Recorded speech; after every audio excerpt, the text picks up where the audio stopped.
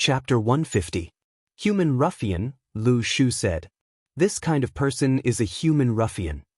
The so-called human ruffian was someone who placed himself in a very low position. If he told others that he was a pile of shit, and you stepped on him, wouldn't that be dirtying the soles of your shoes? If you were barefoot or wearing a pair of cloth shoes, it didn't matter if you stepped on him. At most, you could wash your feet or change your shoes. If you were wearing a pair of expensive leather shoes made by a famous designer in Milan, it would be bad to step on it. Although they didn't care about the price of a pair of leather shoes, they didn't like the stench that came from their feet all the time. There's a popular law of garbage people in society now. Jiang Zhulu smiled bitterly and said, "A lot of people are like garbage people. They run around and are full of negative garbage. They are full of frustration, anger, jealousy, scheming, hatred, arrogance and prejudice, greed and inadequacy, complaining, comparing, and can't stand to see others better than them. As more and more garbage accumulates in their hearts, they need to find a place to dump it. Unfortunately, I happened to meet such a person. I was spat on, but I couldn't do anything as vulgar and rude as him." "So it's over?" Lu Shu swirled the red wine glass in his hand and asked with a smile. Two women sat on either side of him. One was young and fashionable, and the other was full of charm. The two women were beautiful, and they didn't look like prostitutes at all. One look and you could tell that they were ladies from respectable families. The two women looked peaceful and friendly on the surface, but their words and actions were hidden with murderous intent. In order to win Lu Shu's favor, they always had to get rid of their opponents first. This was exactly what Lu Shu liked. He liked women to fight for his affections, and he liked women to plot against each other for his sake. Moreover, he was a very fair judge. The final winner would eventually enter his arms and become the woman he loved dearly. A temporary woman. This was a game, but he never got tired of it. Of the four beauties of Huaqing, Lu Shu was the most romantic by nature. He was invincible in the field of love and had never lost. "Let it go?" Jiang Zhulu squinted his eyes and smiled. He gulped down the unfermented red wine in his hand and said with a smile, "How could I let it go like this?" "Young Master Jiang, who is this guy?" someone asked curiously. "Is that important?" Jiang Zhulu sneered. "This is Flower City." "Yes, this is Flower City." The willow tree nodded. He reached out and hugged the sexy and plump woman. On the other side, the young and inexperienced girl immediately blushed and felt extremely sad. "This is our territory. We can do whatever we want." "Do what you want." Jiang Zhulu poured himself another glass of red wine and said, "Lu Chaoga seems to be going further and further." "You still like her?" The willow tree laughed out loud. "I really didn't expect that one of our Flower City's four prodigies, young Master Jiang, would actually be so infatuated with love. There are plenty of fish in the sea, so why should I have a one-sided love for a flower?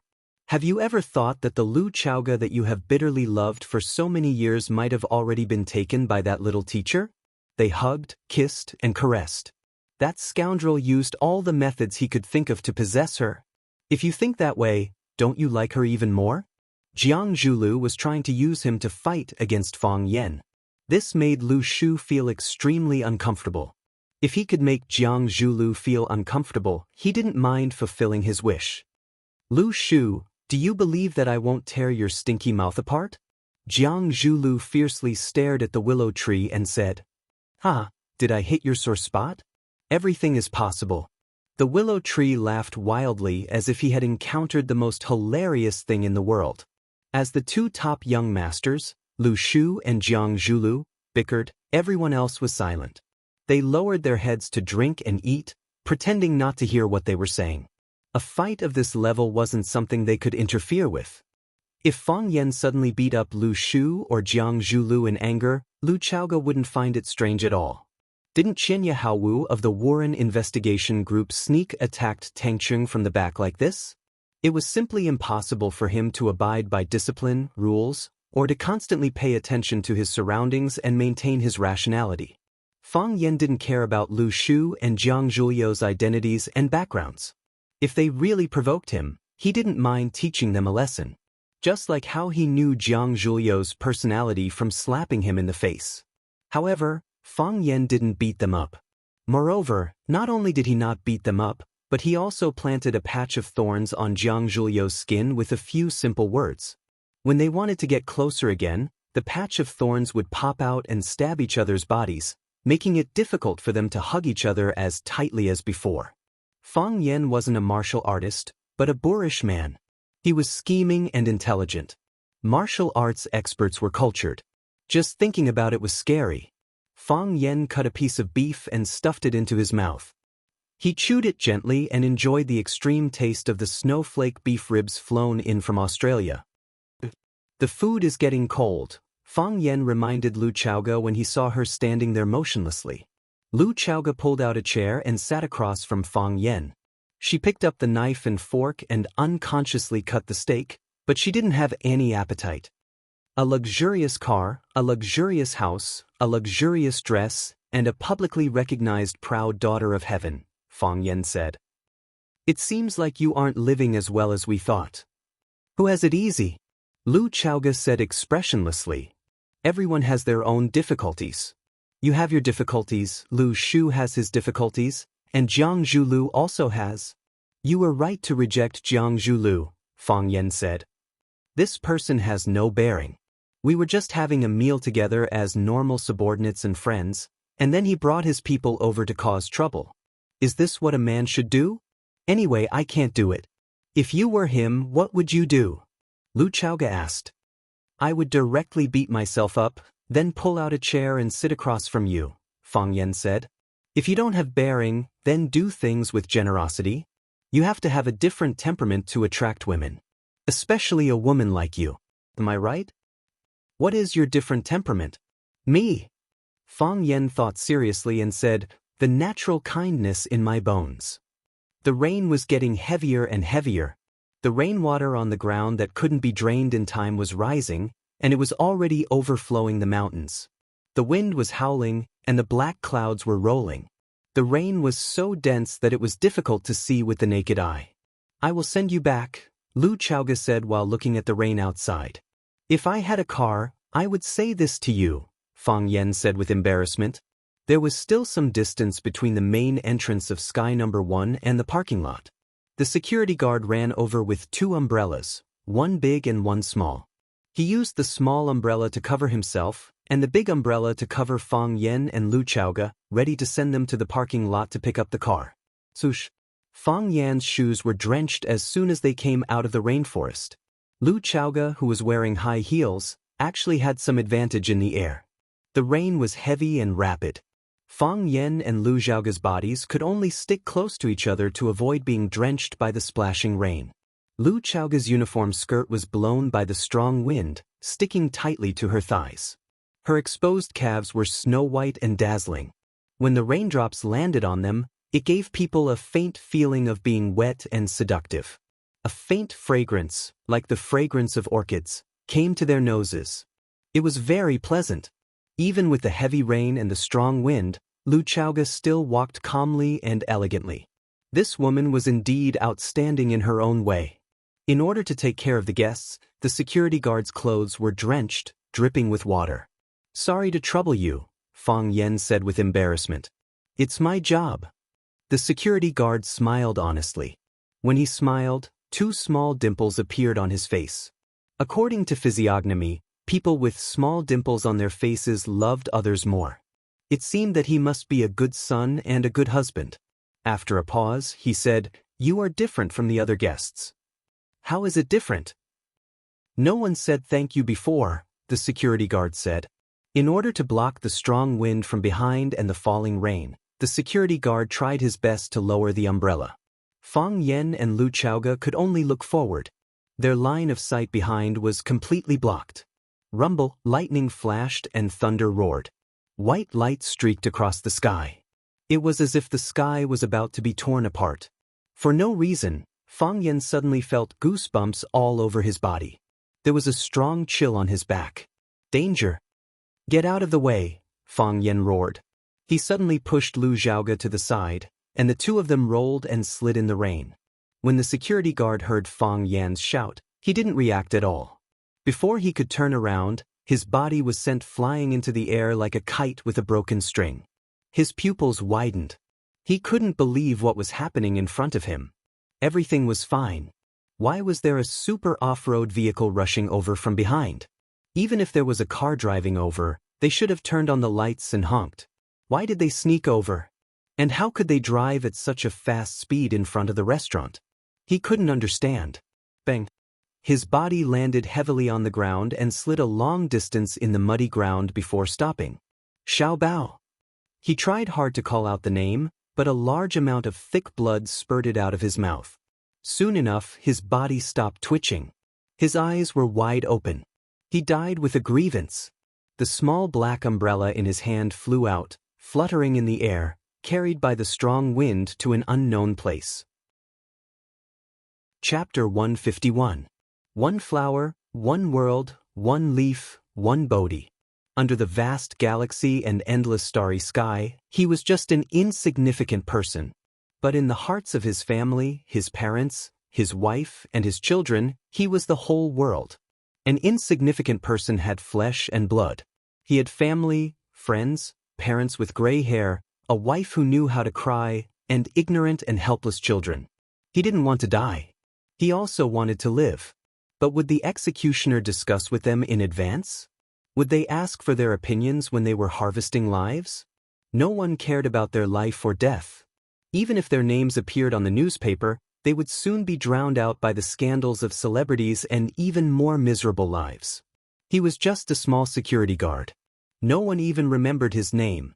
Except for his family. His body lay in the muddy water, cold, wet, stiff, unwilling, broken, and badly mutilated.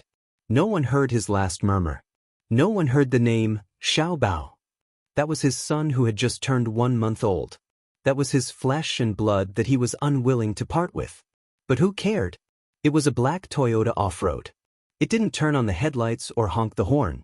It sped through the heavy rain, and under the cover of the lightning and thunder, without any warning, it charged towards their backs, towards their defenseless bodies. This was murder.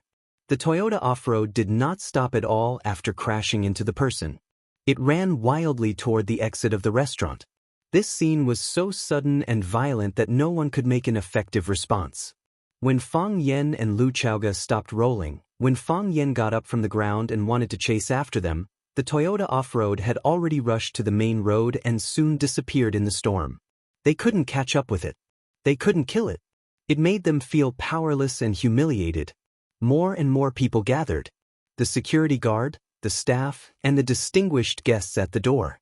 Fang Yen squatted in the rain beside the security guard. He reached out to touch his chest, but there was no longer any breath. He was dead. "Sorry to trouble you," Fang Yen said. "It's my job." The security guard smiled honestly. "You are different from the other guests." "How is it different?" "No one said thank you before." The person who was just talking to him warmly a moment ago had already been separated by life and death. Fang Yen regretted that he did not spend more time with him and did not thank him properly. He should have taken him to a restaurant, not too high class, preferably a roadside food stall. They would not drink Maotai or Wuliangye, but a bottle of Shaodao or ergot. Everyone would roll up their sleeves, play a guessing game, grease their mouths, slap the table, curse, and get drunk. There was also a deep sense of guilt. "I'm the same as them," Fang Yen said to the security guard in his heart with tears in his eyes. When danger approached, his first reaction was to throw Lu Chaoga to the ground. Yes, in that extremely dangerous situation where he had no time to think, he chose to save Lu Chaoga, who he was more familiar with. He saved her life, but at the same time he gave up on her. He was just a security guard. Who cares? He was just a security guard, who would care? He was just a security guard, who would care? Lu Jinju. Wake up. Lu Jinju. Someone shook his body and shouted. His name was Lu Jinju. Although he was just a security guard, it did not prevent his parents from giving him such a shiny name. Just like he was a security guard, but he also named his son Xiaobao. There was a difference in status, but there was no family love. What's going on? What's going on? Call the police. Someone died, call the police. A security guard was crushed to death. What bad luck, To encounter such a thing while having a meal, the rain was pattering and the wind was howling.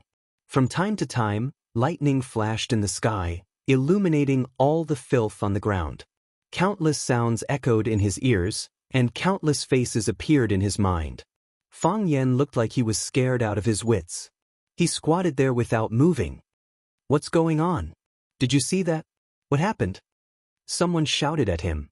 "I saw it," Fang Yen said. "Someone killed him with a car." A black Toyota off-road. "What license plate?" "I didn't see it clearly." Lu Shu, Jiang Zhulu, and the others also came out. They were shocked to see Fang Yen beside the dead body, and Lu Chaoga, who was sitting on the ground and still couldn't get up. Jiang Zhulu took off his suit jacket and quickly ran to Lu Chaoga. He put the suit jacket on Lu Chaoga's head, then bent down to pick her up and ran to the hotel lobby. Lu Chaoga's right knee was bruised, and blood was oozing out. The blood mixed with the rainwater on her leg and was instantly diluted. Therefore, the wound seemed to be softer, and it was not so shocking. Her left leg was sprained, and her waist and leg were seriously injured in many places. Even the slightest movement would cause a heart-wrenching pain. Just the moment Fang Yen threw her to the ground was enough to make her dizzy. Rolling all the way on the concrete floor caused her serious injuries, and there were many cuts on her body. Jiang Zhulu put Lu Chaoga on the sofa in the lobby and asked anxiously, "Lu Chaoga, are you okay?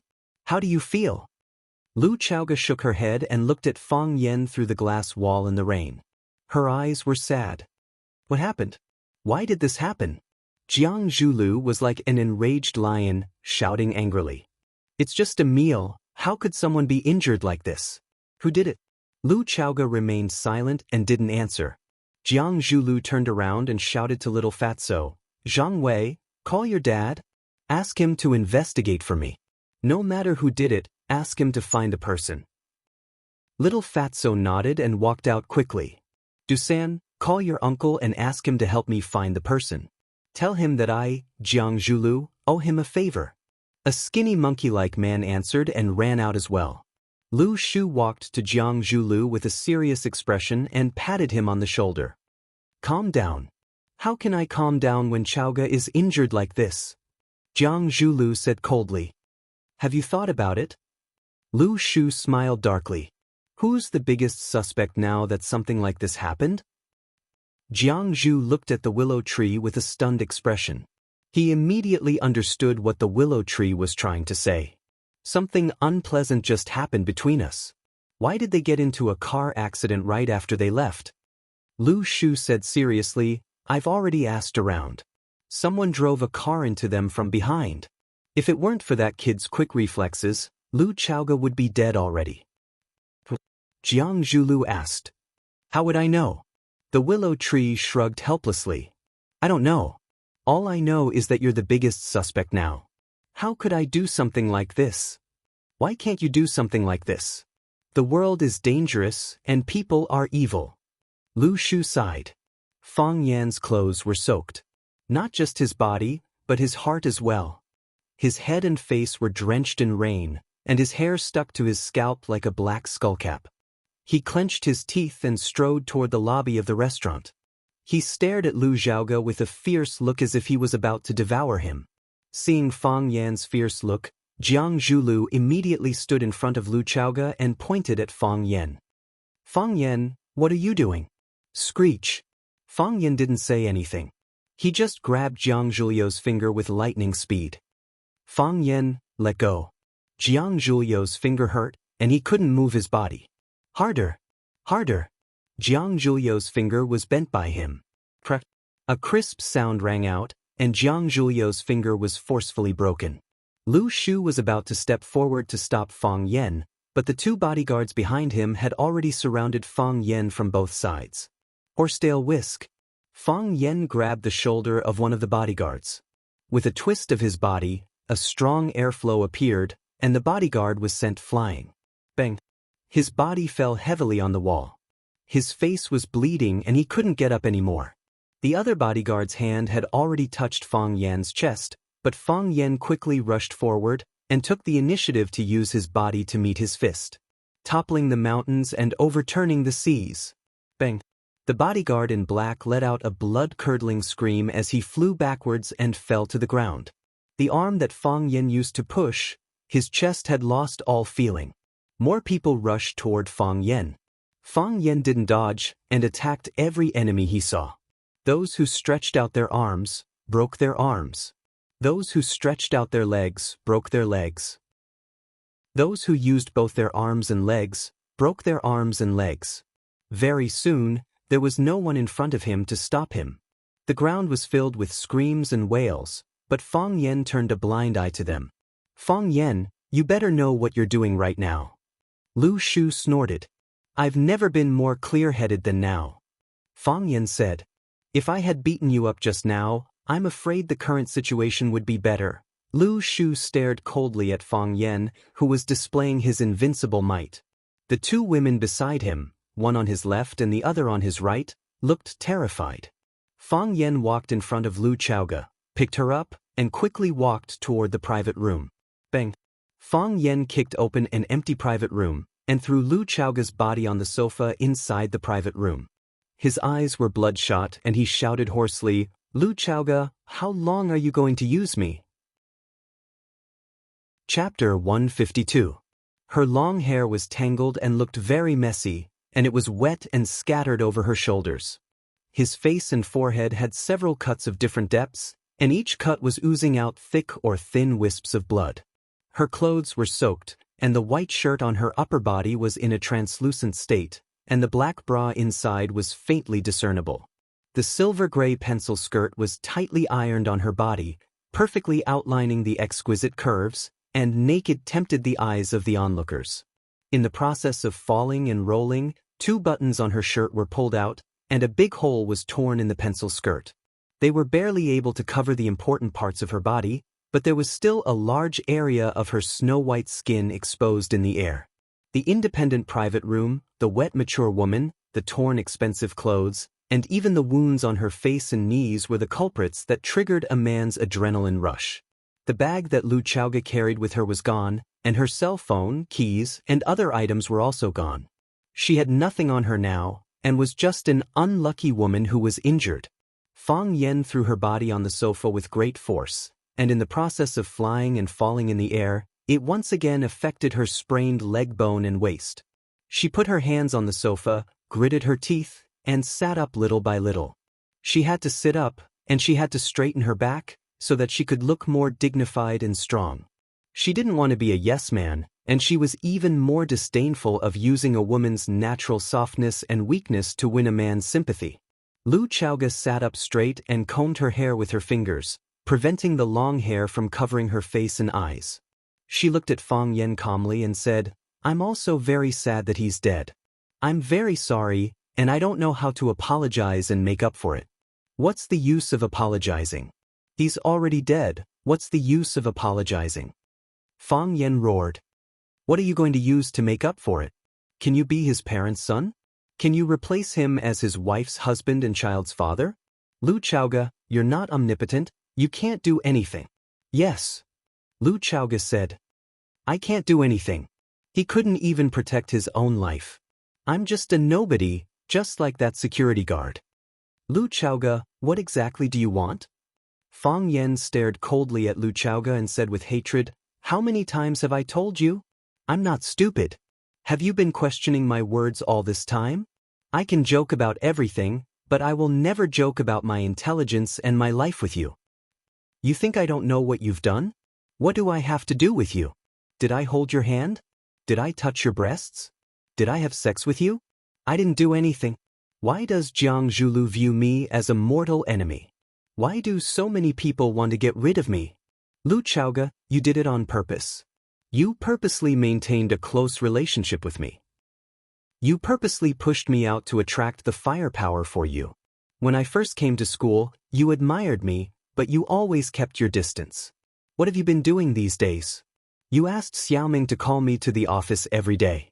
You pretended to discuss everything with me, big or small, even things that had nothing to do with me. Do you think I didn't suspect your motive at all? Also, who was the one who spread the rumors in school? You're the vice principal of the school. If you want to control them, would they dare to discuss these topics in the office? What do you want to say? You want to say that you didn't? Of course you didn't. You're the vice principal of the school. You're the high and mighty ice goddess. Of course you wouldn't take the initiative to run out and tell others that I'm related to Fang Yen and that we're in love. Of course you wouldn't do such a stupid thing. But do you dare to say that you didn't add fuel to the fire in the dark? You didn't let it develop? Lu Chaoga looked gloomy and kept silent.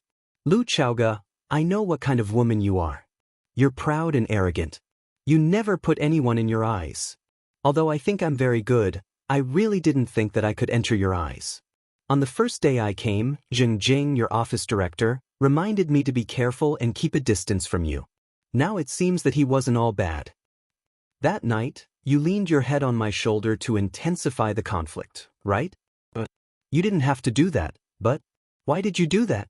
To teach those who hide in the shadows a lesson? Because you two quarreled, I became the punching bag for you to take revenge on him. You felt the danger, so you sped up your actions so that they would focus their attention and revenge on me? Even if you die, you want to drag me to die with you? Do I occupy such an important position in your heart? Fang Yen stretched out his hands to grab Lu Chaoga's shoulders. He asked in a disgusted tone, Lu Chaoga, say something. Give me an explanation, give me an answer. You used me so many times and almost took away my life.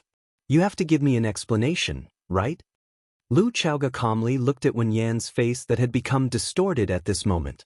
She said, You're smarter than I thought and more powerful than I expected. Since you've guessed everything, what else do you want to know? What do I want to know? I want to know everything. Fang Yen pushed Lu Chaoga to the ground. I knew you used me over and over again. In the past, I thought you were pretty and not a bad person, so I was willing to do some things for you. But now, someone is dead. The security guard who was chatting with us just now is dead. He died right under our noses. You have to give me a clear explanation. Why did you do that? Who wanted to kill you? Why did they want to kill you? I also want to know who wanted to kill me. Lu Chaoga stubbornly climbed up again. A mocking smile appeared on her face. I also want to know who wanted to kill me. Where can I find the answer? Who can tell me the answer? Her eyes reddened and then became moist. If possible, also tell me who killed my parents. Why did they want to kill them? Go it. Fang Yan's eyes widened. He looked at Lu Chaoga in disbelief. There was actually such a thing? Lu Chaoga's parents were already gone? Wasn't she a noble daughter? Wasn't she a match for Jiang Zhulu? Their parents didn't arrange their marriage. Jiang Zhulu fell in love with Lu Chaoga at first sight. Lu Chaoga was deeply in love with a loser outside. Her parents tried to stop her lover, but in the end, the rich girl and the loser man got married. Or the lover turned into a butterfly. The former was Prince Charming, and the latter was Butterfly Lovers. Wasn't the story like this? Why was it so different from what Fang Yen had guessed? However, if Lu Chaoga's parents were already dead, then who was she living with now? How did she get her expensive clothes and luxurious cars worth millions every day? Just the salary of a vice principal shouldn't be enough to support her expenses. Fang Yen remembered clearly that the dinner tonight cost nearly 10,000 yuan. That was a month's salary for many people. What happened? Fang Yen asked in a hoarse voice. After so many years, I can't even remember what they look like. Maybe I subconsciously don't want to think about it.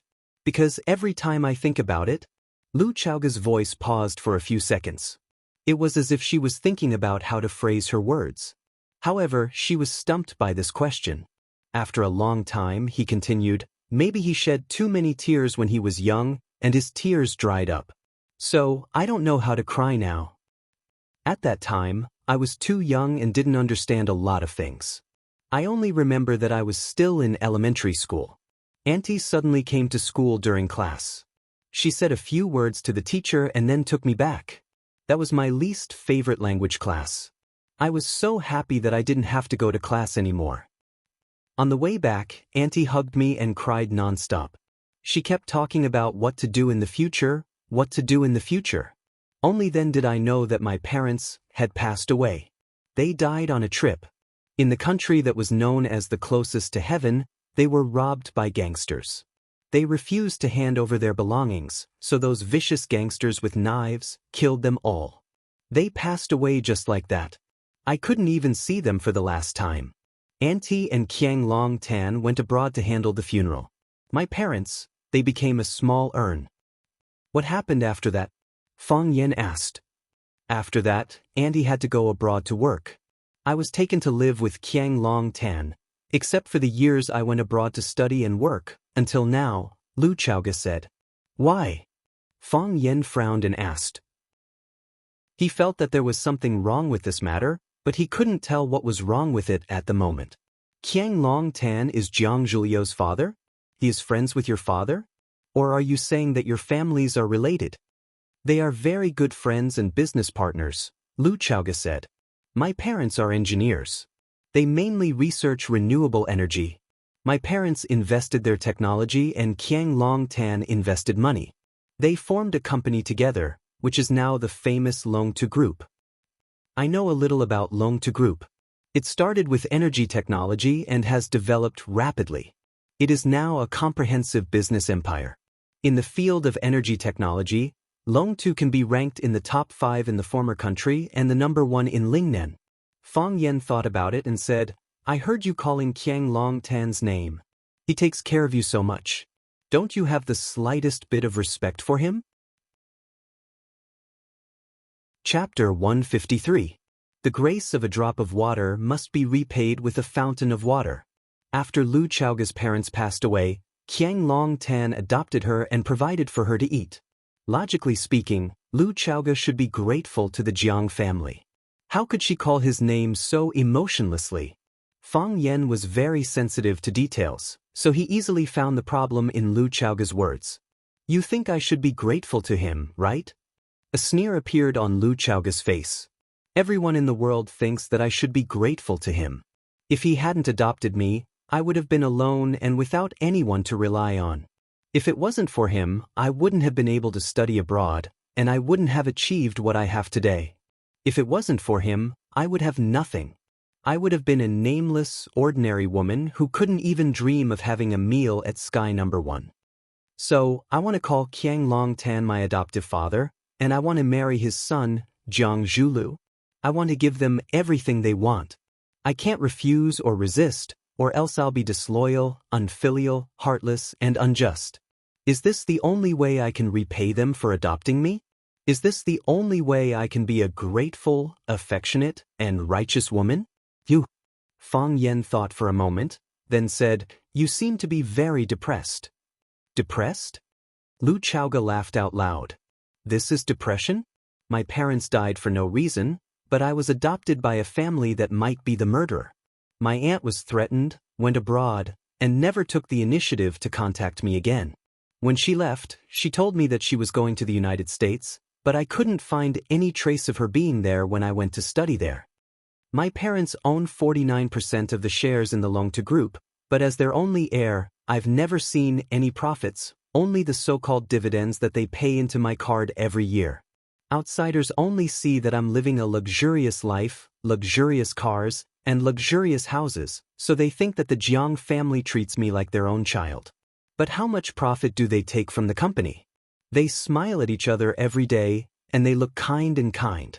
One of them announced to everyone that I was the best candidate for her daughter-in-law, while the other treated me like his own daughter, not even comparable to his own son. Everyone praised her for being a good mother, and everyone praised him for being a good father. However, the more they acted like this, the more I couldn't resist them. Otherwise, you're heartless, ungrateful, and vicious. Even when I wanted to live outside, I was rejected by them. They said that living together as a family would be more intimate and warm. Should I be grateful? Lu Chaoga stared at Fang Yen and asked. Should I thank them? You said I don't know how to smile. How can I smile in such an environment? Fang Yen didn't expect Lu Chaoga's background to be so complicated, nor did he expect her to live in such a harsh environment. Even if there was no real evidence, she had already determined that the Jiang family had something to do with her parents' death. However, she could pretend that nothing had happened and live with them calmly and naturally, as if she was really a family with them. How strong and tenacious was this woman's endurance? How broad-minded was he? Fang Yan didn't think he could do it. If he stood in Lu Chaoga's position, he would have fought with them fiercely. However, Lu Chaoga did it. She was looking for evidence, and she was waiting for the best opportunity. Is this Qiang Long Tan or Jiang Bie? Fang Yan said angrily. The more kind and righteous a person is on the surface, the more immoral they are when they do bad things. You said that Qiang Long Tan might be the murderer of your parents. Do you have any evidence? Lu Chaoga shook her head. When they had the accident, I was too young. I didn't have time to see them for the last time. My aunt couldn't bring back their bodies, and only a part of their ashes was burned together. After so many years, if the other party was careful, how could I find any evidence? Your aunt might know something. Fang Yan said. Did you look for her again? Yes. Lu Chaoga said angrily. It was like she disappeared from this world. Or maybe she really disappeared. It was because I couldn't find her that I began to suspect that my parents' death might be a conspiracy. This suspicion is very reasonable. Fang Yan said. His eyes were cold and he said with a murderous look, in other words, this car accident might have been arranged by the Jiang family? I don't know. Lu Chaoga said. All my property and connections are under their surveillance. I don't have anyone I can use. Even if I wanted to investigate something, it would be difficult to do it independently. Your appearance is a variable. Then, why did you suddenly start to use me more? You're much closer to me now than before. Because I feel danger, Lu Chaoga said. In the past, they've never urged me to marry Jiang Zhulu like this. What if we get married? I'll become a member of the Jiang family, Lu Chaoga said. In other words, the Jiang family has complete control over the Longtu group? Yes, Lu Chaoga said. One of the executives in the Longtu group was my father's classmate. He told me that Qiang Long Tan has been quietly diluting the shares that belonged to my father. Recently, he even tried to change the name of the patent that originally belonged to my parents. If the owner of the patent changed it, then it would be easy for them to kick my father and me out of the Longtu group. The Lu family will no longer have anything to do with the Longtu group. They really have to be tough with both hands. Fang Yan sneered. On one hand, they want you to become a member of the Jiang family. This way, it will be easier for them to control you. They will even force you to agree to change the owner of the patent. On the other hand, they take care of you in every possible way. If you jump out and fight with them for the shares, I'm afraid everyone will stand up and blame you. Fang Yan looked at Lu Chaoga and said, since they want you to become a member of the Jiang family, why did this happen today? They are here for you, they want to kill you. I don't know.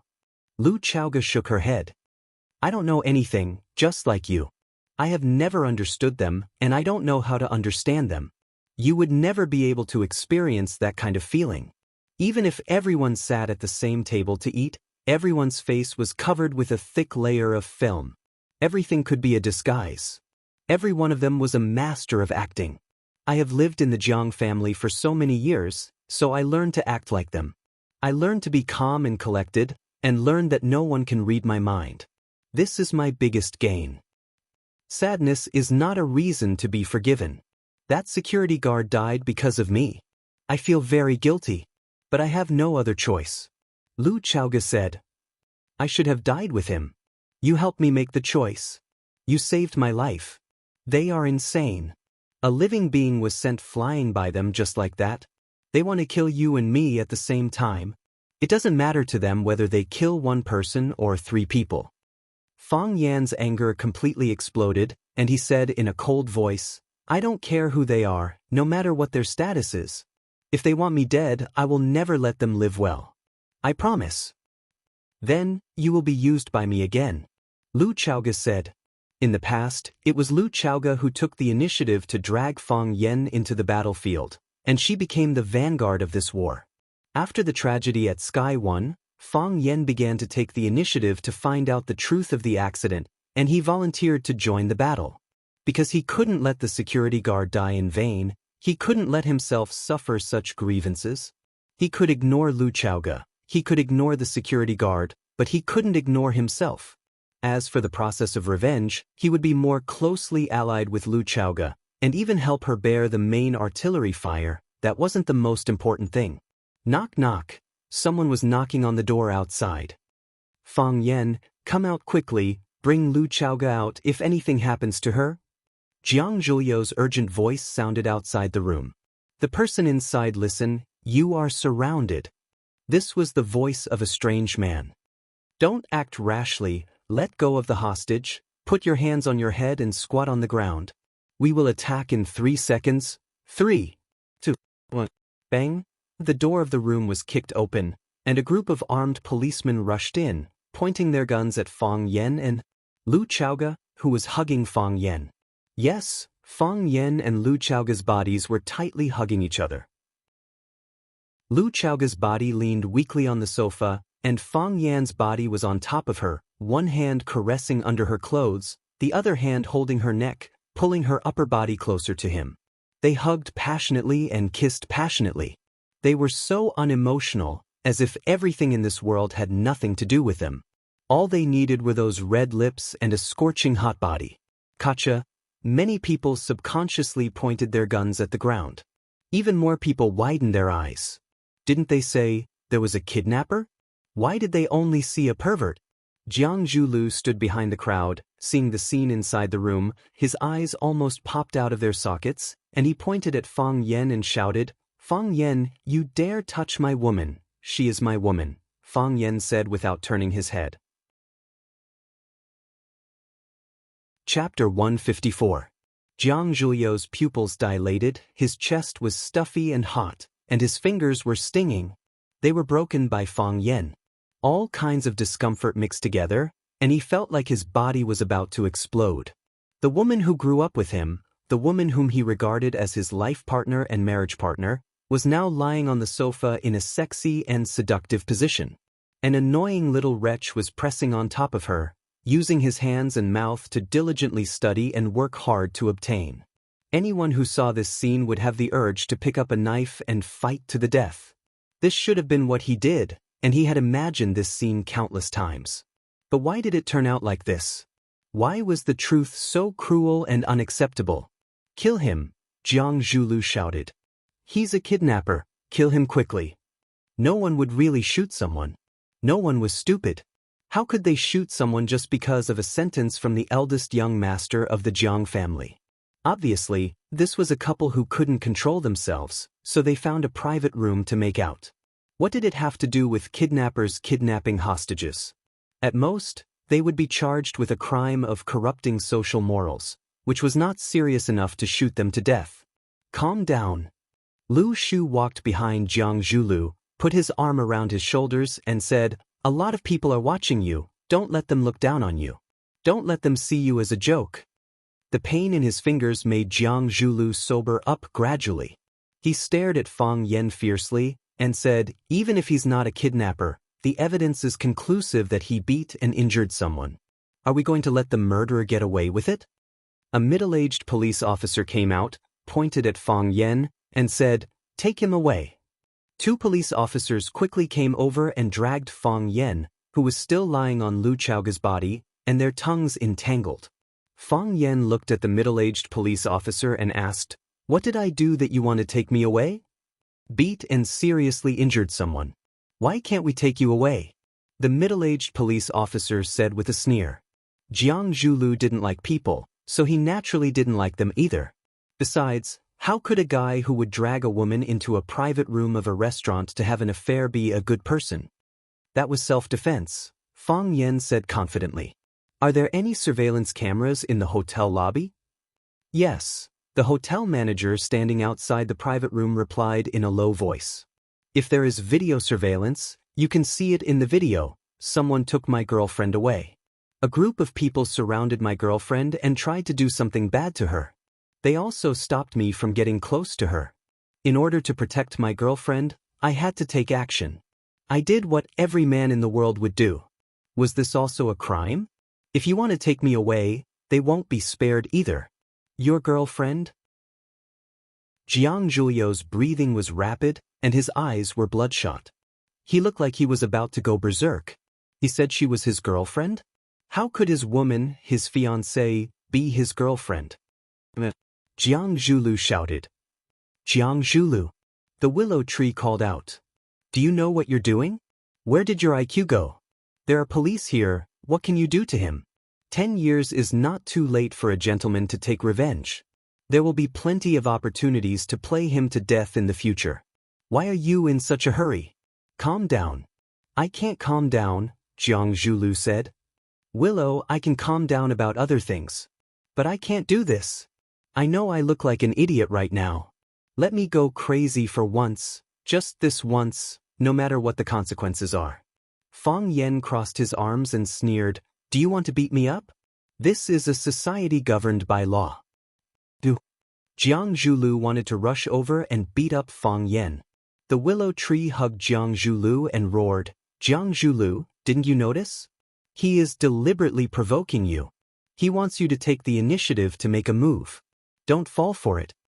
Jiang Zhulu knew he couldn't beat Fang Yen, and he also knew that his current behavior was impulsive and irrational. However, Fang Yen was too hateful. Revealing the fact that he was slapped in the face in public had already caused him to lose all face in the circle. Now, he actually slept with the woman he liked. T gentlemanly character, T aristocratic demeanor, T rationality and scheming. He just wanted to ruthlessly beat up Fang Yen. Ruthlessly beat him up. But why was it so difficult? Ever since he was young, big young Master Jiang, who was used to having everything he wanted and everything he wanted, had never been so humiliated. After getting to know Fang Yen, he finally understood the true meaning of the phrase, life is hard. Bastard. A deep voice suddenly rang out from outside the private room. Everyone looked out and saw a middle-aged man in a black suit standing behind the crowd with a stern face. He was surrounded by a large group of assistants and bodyguards, looking extraordinary. Dad! Jiang Zhulu shouted in surprise. Uncle Jiang. Lu Shu let go of Jiang Zhulu's shoulder and took the initiative to greet Qiang Long Tan. The crowd dispersed, and Qiang Long Tan walked over with large strides. This was Qiang Long Tan? This was the murderer who might have killed Lu Chaoga's parents? Fang Yen looked him up and down seriously. He looked at his gentle yet sharp eyes, his thick and seemingly stiff eyebrows, his well-maintained skin that shone with a bright luster, and his protruding forehead and thick lips. This was a very charming man. Both his looks and temperament were top-notch. Moreover, he gave off a sense of justice that was dignified without being angry, causing people to naturally feel fear when they saw him. This kind of man was both an official and a wealthy man. He made money from doing business, entered an official career, and got promoted. He would never live a mediocre life. Was he really the kind of man that Lu Chaoga had guessed? Qiang Long Tan ignored Jiang Zhulu's shouts and Lu Shu's greetings.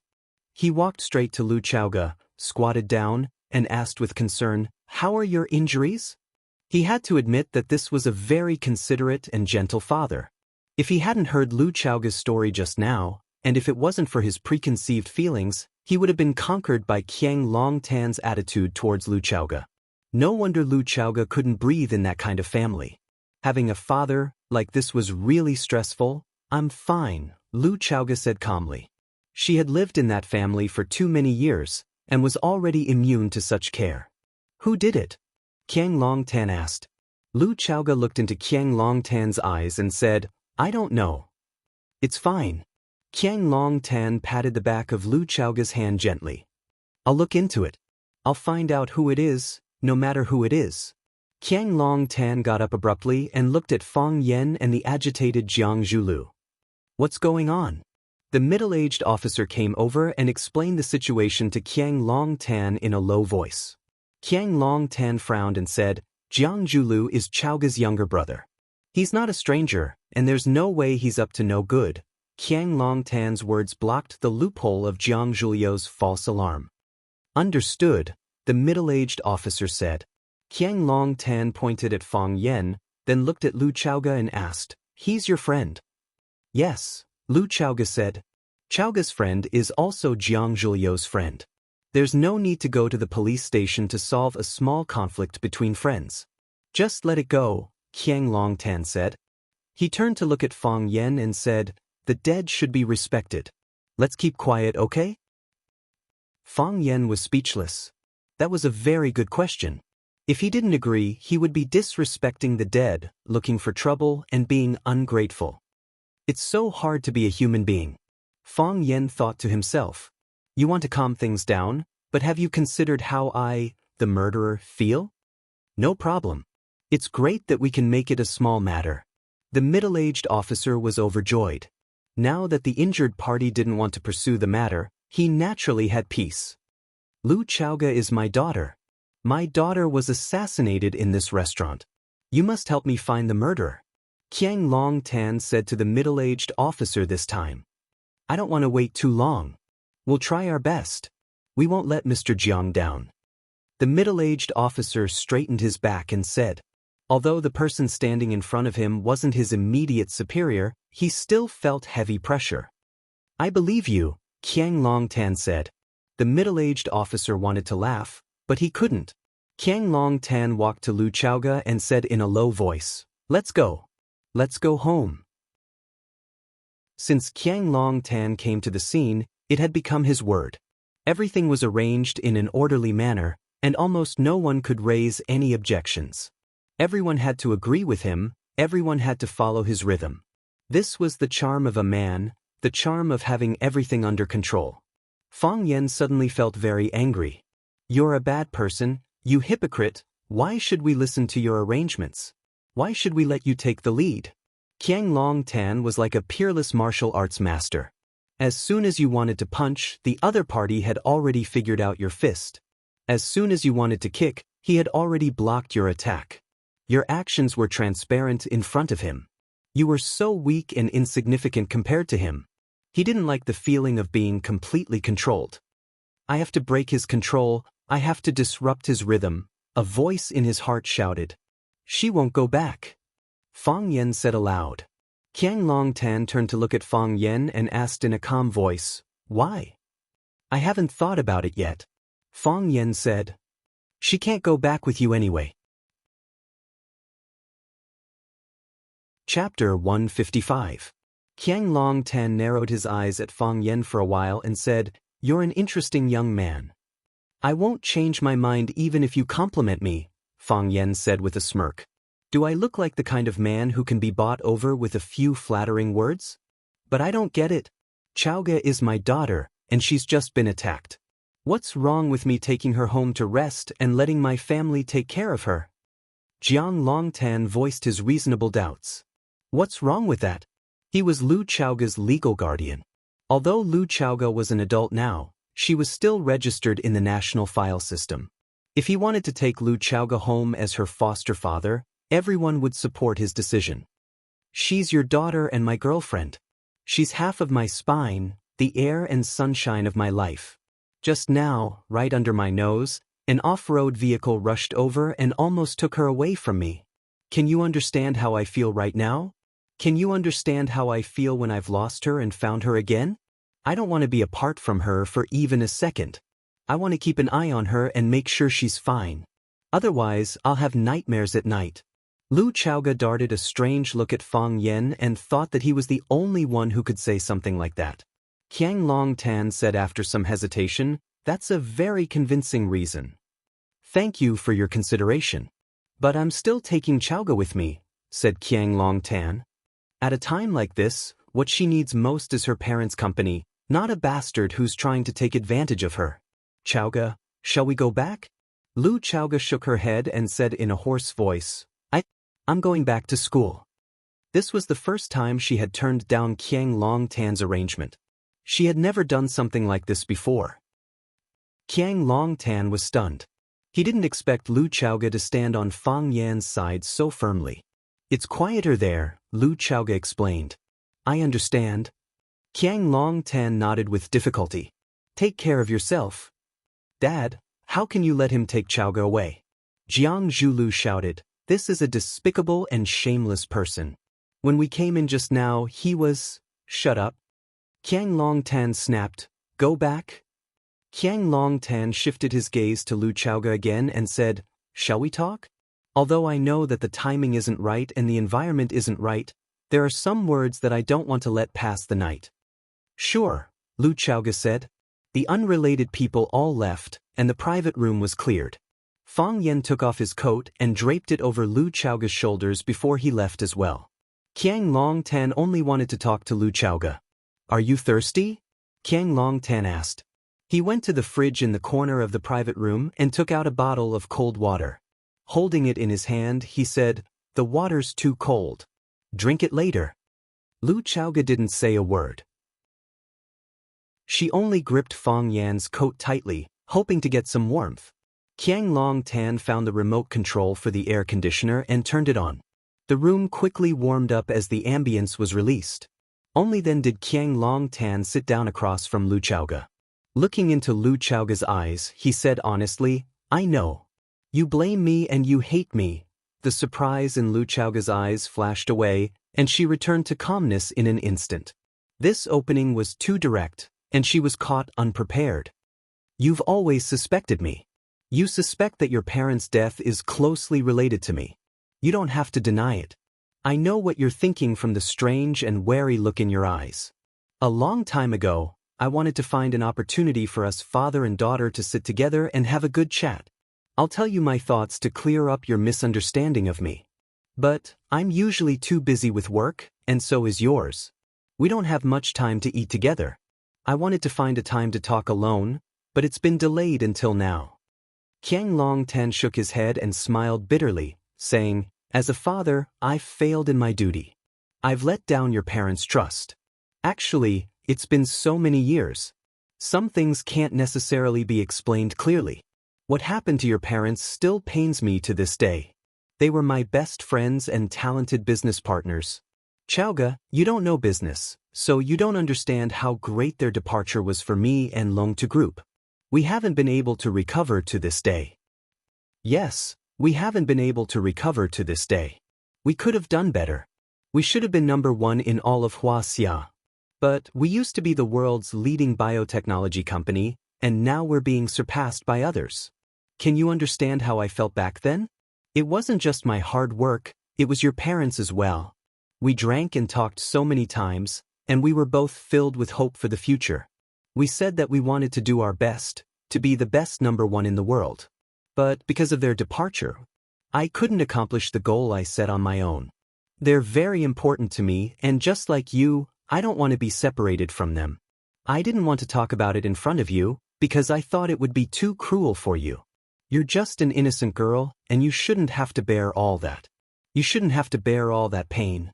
I hope that you can forget it, just remember it, but not be sad. I hope that you can become a member of the Jiang family. We'll do everything that parents should do for you. We'll give you everything that your parents can give you. I hope that we can take care of you and protect you for them. I hope that everyone can live a peaceful and happy life.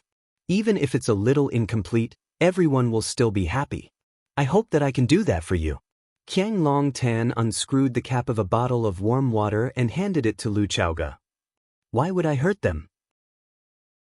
If it's for the sake of profit, they can stay alive and help me lead the research team. Our Longtu Group can become #1 in Huaxia and #1 in the world. Isn't that more beneficial to me?" Lu Chaoga opened her mouth, but she didn't know what to say. He had this kind of ability.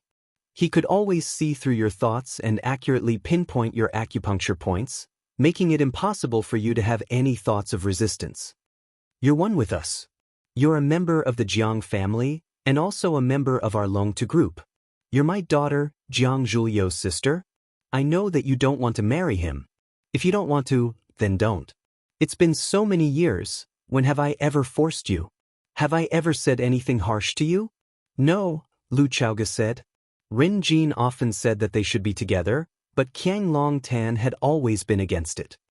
Although you've never been to the company, you still hold 49% of Longtu Group's shares. This is the distribution plan that your father and I discussed when we founded the company. Your parents are gone, so you're their only legal heir. So, these 49% shares will automatically be transferred to your name. I've tried to persuade you many times. When you were in school, I told you to study business management so that you could take on more responsibilities in the company.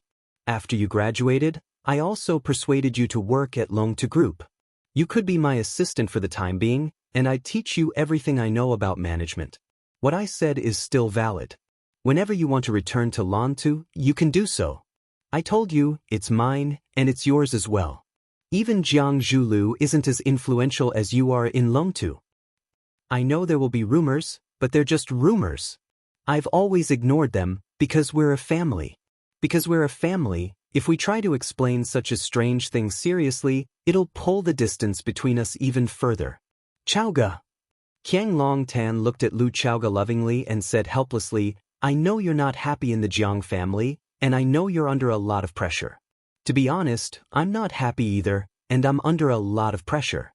I've tried my best to be good to you, but I've found that it doesn't make us closer. Instead, it's like a double-edged sword that cuts you and makes you feel like you can't breathe. It also cuts me and makes me feel like all my efforts are in vain. Qiang Long Tan looked at Lu Chaoga and asked, Chaoga, what do you think I should do? Tell me, what should I do? Jiang Longtu was usually strict, powerful, wise, controlling, and tolerant. It was as if there was no problem in the world that he couldn't solve, and he wouldn't change his expression even if Mount Tai collapsed in front of him. At this moment, Qiang Long Tan was anxious and exhausted, which was something he had never shown before. Lu Chaoga's mind was in a mess. What was the truth? What was the cause of her parents' death? Was it really because they met some local scum on a holiday and were killed by them? Where was her aunt? Could it be that her suspicion of the Jiang family and her hatred for Qiang Long Tan were all wrong? That they weren't the murderers she thought they were? Was that their concern for her genuine, and all those years of care were also genuine? Countless questions swirled in her mind, and she couldn't find an answer to them. Qiang Long Tan smiled and said, You're suspicious because we haven't done a good enough job. Time will tell a person's heart, don't be in a hurry to make a decision. Alright, I think that guy outside must be getting impatient. He doesn't look bad, he has the guts to resist my arrangements, which is much better than Jiang Zhulu. If he treats you badly, tell me and I'll make him suffer too. Chapter 156. You shouldn't have come. Jiang Zhulu sat in the back seat and said calmly. Why? Qiang Long Tan had his eyes closed and his voice wasn't very clear, as if he was in a half-asleep state. Lu Chaoga suspects us. She has always thought that the Jiang family is the culprit behind her parents' death. She was attacked and you immediately ran over. What would she think? What would others think? Jiang Zhulu raised his doubts. Oh, then tell me, what would she think? What would others think? Lu Chaoga thinks that you rushed over in a hurry to distance yourself from this matter, which is a blatant lie. The others probably have the same thoughts as Lu Chaoga. Jiang Zhulu analyzed. Lu Chaoga is my favorite daughter. She was in such a big accident and I received one call after another. If I didn't rush over, what would she think? What would others think? Qiang Long Tan asked. This sudden incident had indeed pushed Qiang Long Tan into a dilemma. Just as Jiang Zhulu suspected, as soon as something happened to Lu Chaoga, he hurriedly ran over. It was as if he wanted to prove that he was innocent and that he wasn't the one who did it. However, if he didn't come, Lu Chaoga and the others would have other thoughts. His most beloved daughter had been in such a car accident and so many people had called to inform him of the situation, but Qiang Long Tan didn't care. What was he running away from? Jiang Zhulu thought about it and said in annoyance, So, the father and son of the Jiang family can't be good people? Whether we did it or not, we can't get rid of the suspicion. Qiang Long Tan said, That's too much. Who bullied you? The difference between a good chef and an ordinary chef is that they can control the degree of cooking, the degree of heat and the degree of seasoning. If a big fire is too bad, a small fire will make it better. If it's too tasteless, it's too salty and hard to swallow. Qiang Long Tan said. Jiang Zhulu looked into his father's eyes and asked, What do you want to say? I've acted. Jiang Zhulio's expression instantly became stiff. Lu Chaoga's clothes had been soaked by the rain and her whole body was in pain. It was difficult for her to even walk normally. Under the arrangement of the middle-aged police officer, the two of them made separate statements and then they were released to rest. Fang Yan wanted to send Lu Chaoga to the hospital, but Lu Chaoga refused. She just wanted to go back, take a bath, change into clean clothes and have a good sleep. She just wanted to go back, take a bath, changed, and have a good sleep. The school gave this house to Lu Chauga. And Lu Zhuge had. The school gave this house to Lu Chauga, but Lu Chauga had never lived in it. She didn't want to waste the space, so she planted a lot of flowers and plants in the yard. Sometimes when she was really bored, she would come here quietly and cut a pot of flowers or cut a few pieces of grass to give her body and mind a place to relax and rest. Later, Fang Yan appeared. Because of his innovation, he offended Li Mingqiang and the others, so he didn't even get a single room in the school. In order to buy people's hearts, Lu Chauga offered to lend him the house temporarily. After Fang Yan moved in, Lu Chauga didn't come here easily to avoid arousing suspicion. Soon, Fang Yingying and Fang Haohen also moved in. Fang Yan parked the car in the parking lot, then quickly walked over to open the door of the back compartment. Lu Chauga sat in the seat and couldn't move. Several times she wanted to stretch her legs, but she twisted her ankle and waist. She was in so much pain that she gasped. "I'll carry you," Fang Yan said. "No need." Lu Chauga refused. Although it was late at night, there would still be teachers and students in this area. If Fang Yan carried her back and met familiar teachers or students, they wouldn't be able to clear their names even if they jumped into the Yellow River. "Do you have any other choice?" As Fang Yan spoke, one of his hands had already reached under her calf, and the other hand was holding her waist. With a little force, he lifted Lu Chauga's voluptuous body. I'm doing this for your own good." Fang Yan closed the car door with his foot, then pressed the lock button on the key and walked quickly to the small courtyard where they lived. Whatever he said would happen, and what he feared would happen. Fang Yan and Lu Chauga were afraid of meeting any acquaintances.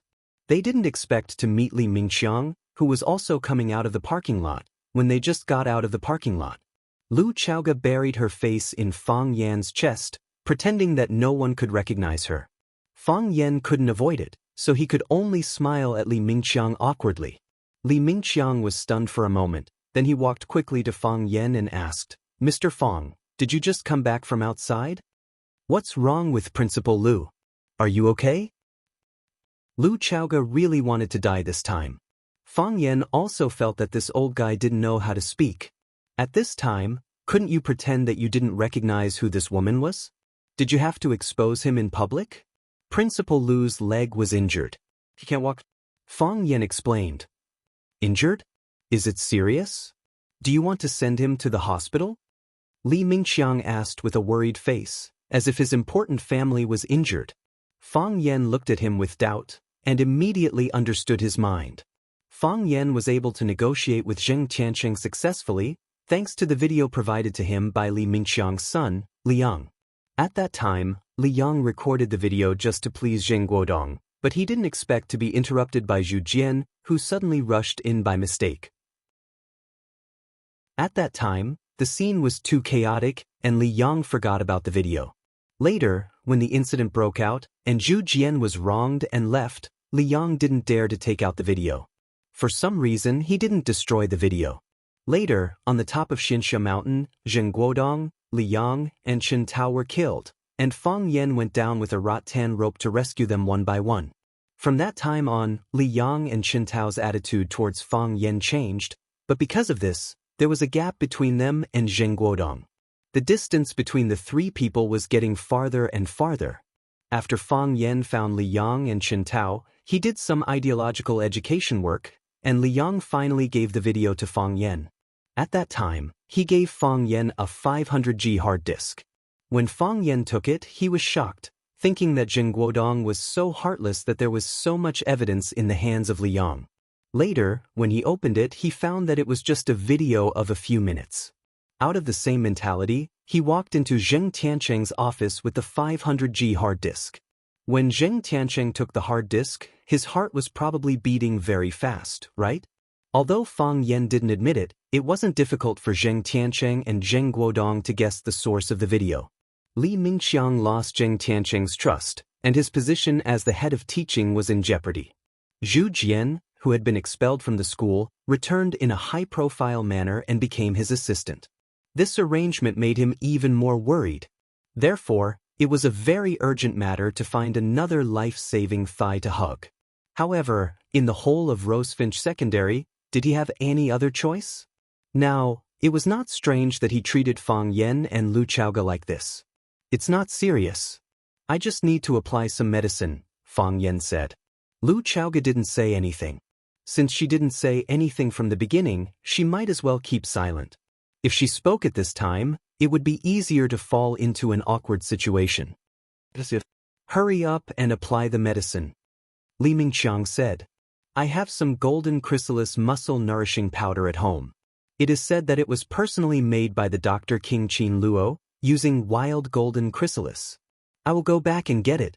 You help Principal Lu apply it. With Principal Lu's character and appearance, it would be a pity if there was a scar on his leg. This is a big deal, and it can't be delayed. Fang Yen could not reject the other party's good intentions. Moreover, if Li Mingqiang could stand on Lu Chaoge's side from now on, it would also give Lu Chaoge a big help in Rosefinch. Besides, Fang Yen did owe Li Yang a favor. Thank you, Director Li, Fang Yen said with a smile. We are all colleagues, no need to be polite. Li Mingqiang waved his hand and said, You send Principal Lu back to rest, I will go back and get the medicine. I will send the medicine to you later. After Li Mingqiang finished, he trotted to the front. Fang Yen shook his head gently. Everyone's life was not easy. Fang Yingying and Fang Haohan had already had dinner and were doing the routine standing training in the yard. Seeing Fang Yen coming in with a woman in his arms, both of them were surprised. They hadn't seen each other for a while, and Junior Marshal Uncle's behavior was so open. Fang Yingying hurriedly greeted him and said, Junior Marshal Uncle, do you need my help? Fang Yen said. With Fang Yan's affirmative answer, Fang Yingying hurriedly ran over to help Fang Yen carry Lu Chaoge. Fang Yen turned around with Lu Chaoge's body in his arms, avoided Fang Yingying's kindness, and said, Help me close the door. Fang Yingying was stunned for a moment. Just this? He was stunned for a moment, and hurriedly ran over to close the courtyard door. Fang Yen came to the living room with Lu Chaoge in his arms. Looking at her wet clothes, he said, Take a bath and change your clothes first. When Director Li comes, I will help you apply the medicine. Since he has the golden chrysalis muscle-nourishing powder, we shouldn't refuse his kindness. After saying this, he realized that the real problem had appeared. Lu Chaoge couldn't take a bath, and there was no change of clothes. Chapter 157. Lu Chaoge's ankles and waist were injured, and it was very difficult for her to walk. How could she bathe in the bathroom standing up? Although this house was designed as a villa, the designer didn't equip every bathroom with a bathtub. As for changing clothes, it was even more lacking. Lu Chaoge hadn't lived here before. Fang Yen, Fang Yingying, and Fang Haohan were all men. They were willing to contribute their own clothes, but Lu Chaoge had to be willing to wear them first. Fang Yen looked embarrassed. He thought that he should have let her go back with Qiang Long Tan. However, since he snatched her today, he had to be responsible for her. Fang Yen looked at Lu Chaoge and said, Bathing is not a problem, I can help you. But there are no suitable clothes for you at home. Well, I will ask Fang Yingying to go out and buy them for you. What size clothes do you wear? Do you need to buy underwear and panties? Tell me the number, so I can buy suitable clothes. Fang Yingying was very happy.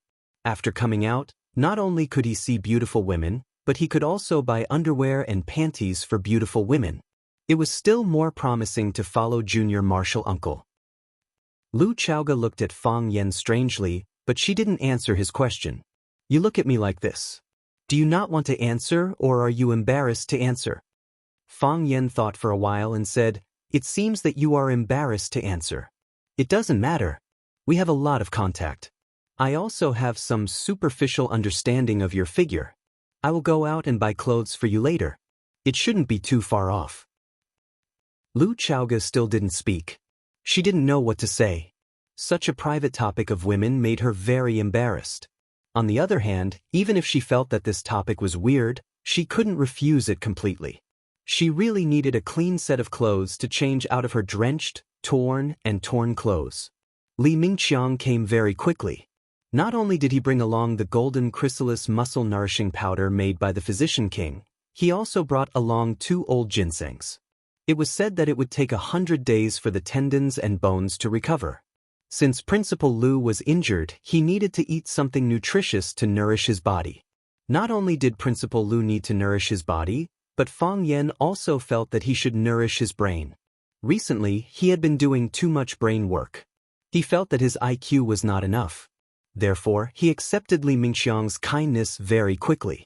This made Li Mingxiang worry that Fang Yen would refuse the gift, so the words he had specially thought of were completely useless. You wouldn't know how to deal with a man who was too forthright. Fang Yen took the ointment box, opened the cap, and sniffed it. Inside was a brown herbal ointment with a strange animal scent. It looked really good. The smell is very pure. The aroma of the golden chrysalis assails my nose. It is much stronger compared to the ones sold in the market, Fang Yen said with a smile. It should be made by the physician king himself. Even if it's not, this golden chrysalis is the real deal. Li Mingxiang, who usually gave the impression of being serious and inflexible, had a smile on his face. He praised, "Mr. Fang, you have good eyesight. This thing was given by a friend with a very high status. It's rare to see it outside." After confirming the authenticity of the ointment, Fang Yen squatted down and lifted Lu Chaoga's calf and placed it on his knee. He gently stroked it with his fingers and asked, "Does it hurt here?" Here. Here. It's very painful." Fang Yen carefully massaged the part where Lu Chaoga was in pain. After she gradually adapted to this level of contact, he suddenly lifted her heel up. Kacha! A crisp sound was heard. The dislocated part of Lu Chaoga's ankle was fixed by Fang Yen. "Ah!" Lu Chaoga screamed. She frowned in pain and was sweating profusely. "It's fixed," Fang Yen said. "Although I don't have the skill of the physician king, it's not difficult for me to fix a bone." He took a large ball of ointment from the ointment box and put it in his palm.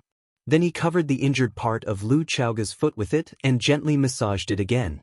He didn't stop until her skin turned red and the ointment was completely absorbed. Fang Yen looked at the wounds on Lu Chaoga's leg and other parts of her body and said, "Take a bath first. I'll apply the ointment on your body after the bath. After the ointment, you can have a good rest." Lu Chaoga nodded and said, "Okay." Li Mingxiang was shocked when he heard that Fang Yen was going to apply the ointment on Lu Chaoga's body. He had heard that there was an affair between Fang Yen and Lu Chaoga before, but he didn't believe it at all. The senior management of the school knew something about Lu Chaoga's background. With the great master of the Jiang family standing behind him, who dared to compete with him for a woman. But now he had to believe it. Had the relationship between the two developed to such an intimate level? He quickly reflected in his heart. He shouldn't have offended Fang Yen too much, right? Li Mingxiang felt that he couldn't stay any longer. Wouldn't he be disturbing others who were busy with their business if he stayed? He hurriedly said goodbye to Lu Chaoga and Fang Yen and said, "Principal Lu, take a good rest and recuperate. Put aside your work first. If there's anything I can do for you, don't be polite to me." This was a show of loyalty, so Lu Chaoga had no choice but to respond. Whether it was to accept or reject, she had to show him her attitude. Lu Chaoga looked at Li Mingxiang and nodded. "Thank you, Mingxiang. I still need your support in my work in the future." Li Mingxiang's eyes lit up. He looked 10 years younger all of a sudden. He said excitedly, "Principal Lu, this is what I should do." His position was saved. From today onwards, he was Lu Chaoga's man. After Li Mingxiang left, Lu Chaoga looked at Fang Yen and asked, "Do you think he can be used?" "He couldn't before, but he can now," Fang Yen said. "He used to be Zheng Tiancheng's man. With such a thick thigh to cling to, he naturally wouldn't put us in his eyes. But now the person who wants to kick him away the most is Zheng Tiancheng.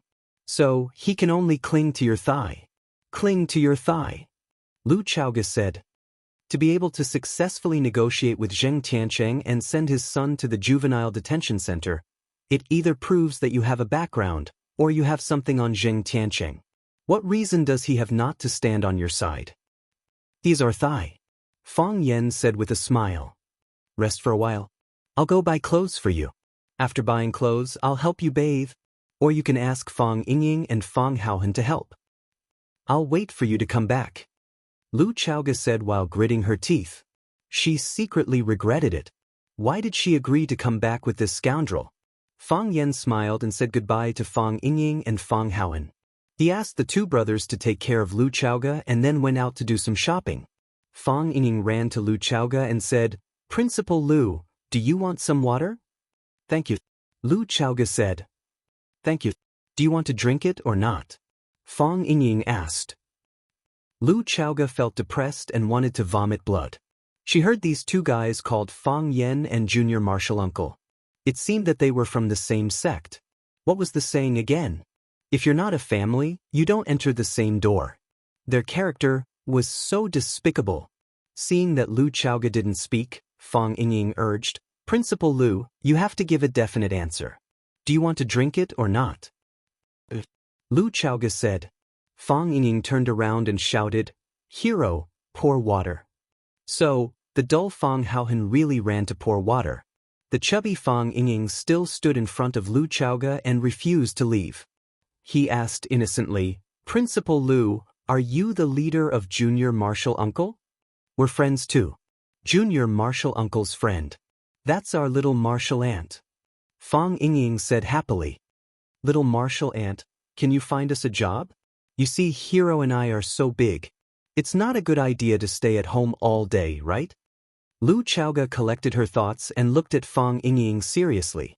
She asked, What do you want to do? I can't teach Chinese, mathematics, and English. Fang Yingying thought about it and said, How about I teach physical education with Fang Haohen? We're good at it. Do you have a teacher's certificate? Lu Chaoge asked. Fang Yingying shook his head and said, No. Do you have a bachelor's degree? None. I can't help you, Lu Chaoge said. Fang Yingying's face was full of regret. He said, You see, it's not that I don't want to find a job, but the employment situation is too serious. You can't despise us for following Junior Martial Uncle to eat and drink. Why should I despise you? Lu Chaoge asked curiously. Fang Yingying looked at Lu Chaoge as if he was looking at an idiot and said, You were carried back by Junior Martial Uncle. Aren't you our little martial sister-in-law? If you become our little martial sister-in-law, won't you despise Junior Martial Uncle for taking care of us who can't rely on ourselves? Many women will despise us. I never thought of despising you. I never thought of becoming your martial sister-in-law, Lu Chaoge said. Are I really close to Fang Yen to this extent? Everyone who sees them thinks they should be a couple? Fang Yingying and Fang Haohen looked at each other, and they both grinned. Fang Yingying said, I'm relieved to hear that. Actually, Junior Martial Uncle is a good person, but I don't think he's worthy of you. He has no sense of responsibility and likes to avoid some things. Fang Haohen followed up. Chapter 158. When Fang Yen came back with big and small bags of shopping, he felt that Lu Chaoge looked at him with a strange look. Fang Yen thought that Lu Chaoge was embarrassed to let a man buy this kind of underwear for her. He said with a smile, It doesn't matter. You will get used to it in the future. Fang Yen thought about it and felt that there was something wrong with what he had said. Get used to it in the future. Was she used to letting men buy underwear, or was she used to letting herself buy underwear and underwear? It was estimated that Lu Chaoge didn't like either. However, he didn't dare to dwell on this problem. He said, Come, let me help you to take a bath first. Lu Chaoge sat still and asked calmly, How do I wash? She couldn't let Fang Yen help her take a bath, but if Fang Yen didn't help her, she couldn't take a bath. This was really a very complicated and headache-inducing problem. I will move a chair in. I will help you adjust the water temperature first. You should be able to sit on the chair and wash slowly, right? After experiencing so many things tonight, Fang Yen didn't have the mood to joke, so he reported his ideas truthfully. Okay. Lu Chaoge was very satisfied with this solution and nodded. Fang Yen first put a wooden chair under the shower head in the bathroom, then carried Lu Chaoge to the chair in the bathroom and asked, Is this okay? Lu Chaoge looked at the layout of the bathroom and tried not to look at Fang Yan's eyes. Then I will go out first? Okay. Call me if you need anything, said Fang Yan. When Fang Yan came out, Fang Yingying and Fang Haohan were looking in the direction of the bathroom. What are you two doing? Fang Yan whispered to avoid being heard by Lu Chaoge, who was taking a bath inside. Otherwise, she would have thought that someone was peeping outside. Fang Yingying jogged over and said with a smile, Junior Martial Uncle, I have a very important question to discuss with you. What problem? Fang Yan asked. How are you going to sleep tonight? Fang Yingying asked. How do I sleep? Whoever sleeps with whom?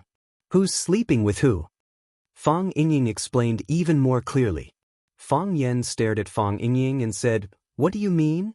Fang Yingying and Fang Haohan looked at each other. Fang Haohan continued to pretend to be a corpse in silence. Fang Yingying had no choice but to say, Junior Martial Uncle, we only have 2 rooms with 2 beds, and then I'll share a room with Fang Yingying. Then you and Principal Lu, will you also sleep in the same room? How is that possible? Fang Yan said angrily. Principal Lu and I are just colleagues. It can also be a simple relationship of sleeping in the same bed.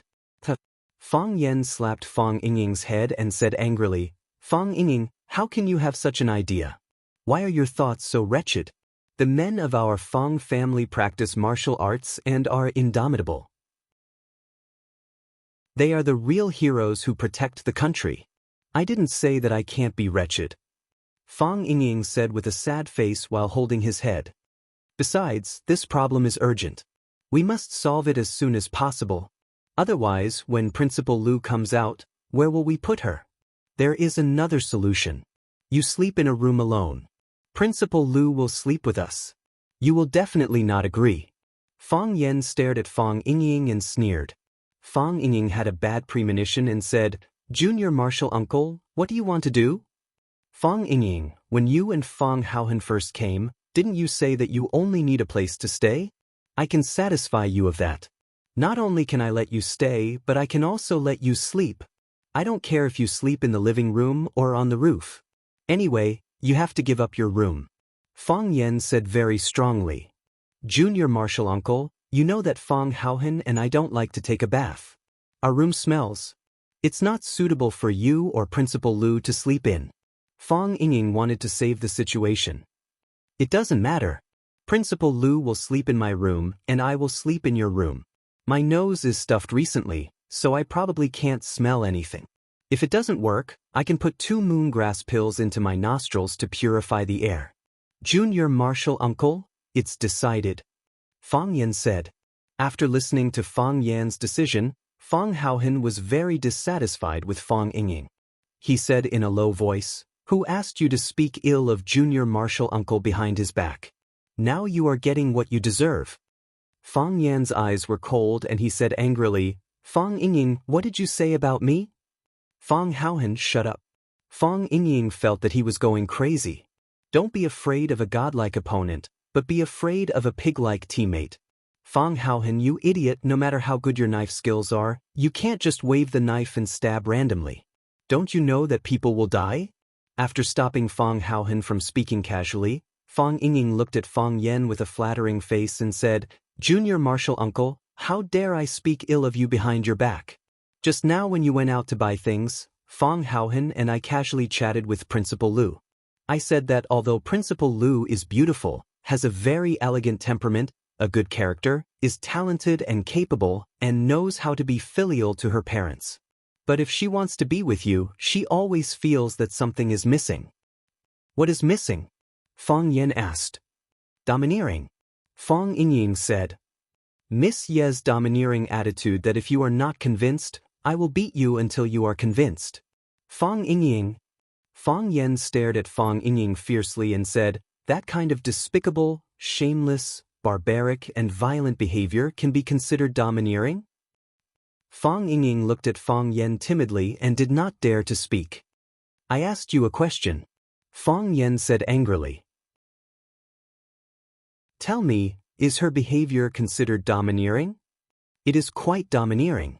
Fang Yingying braced himself and said, although I have not fought with Miss Yi, it makes my blood boil just watching from the side.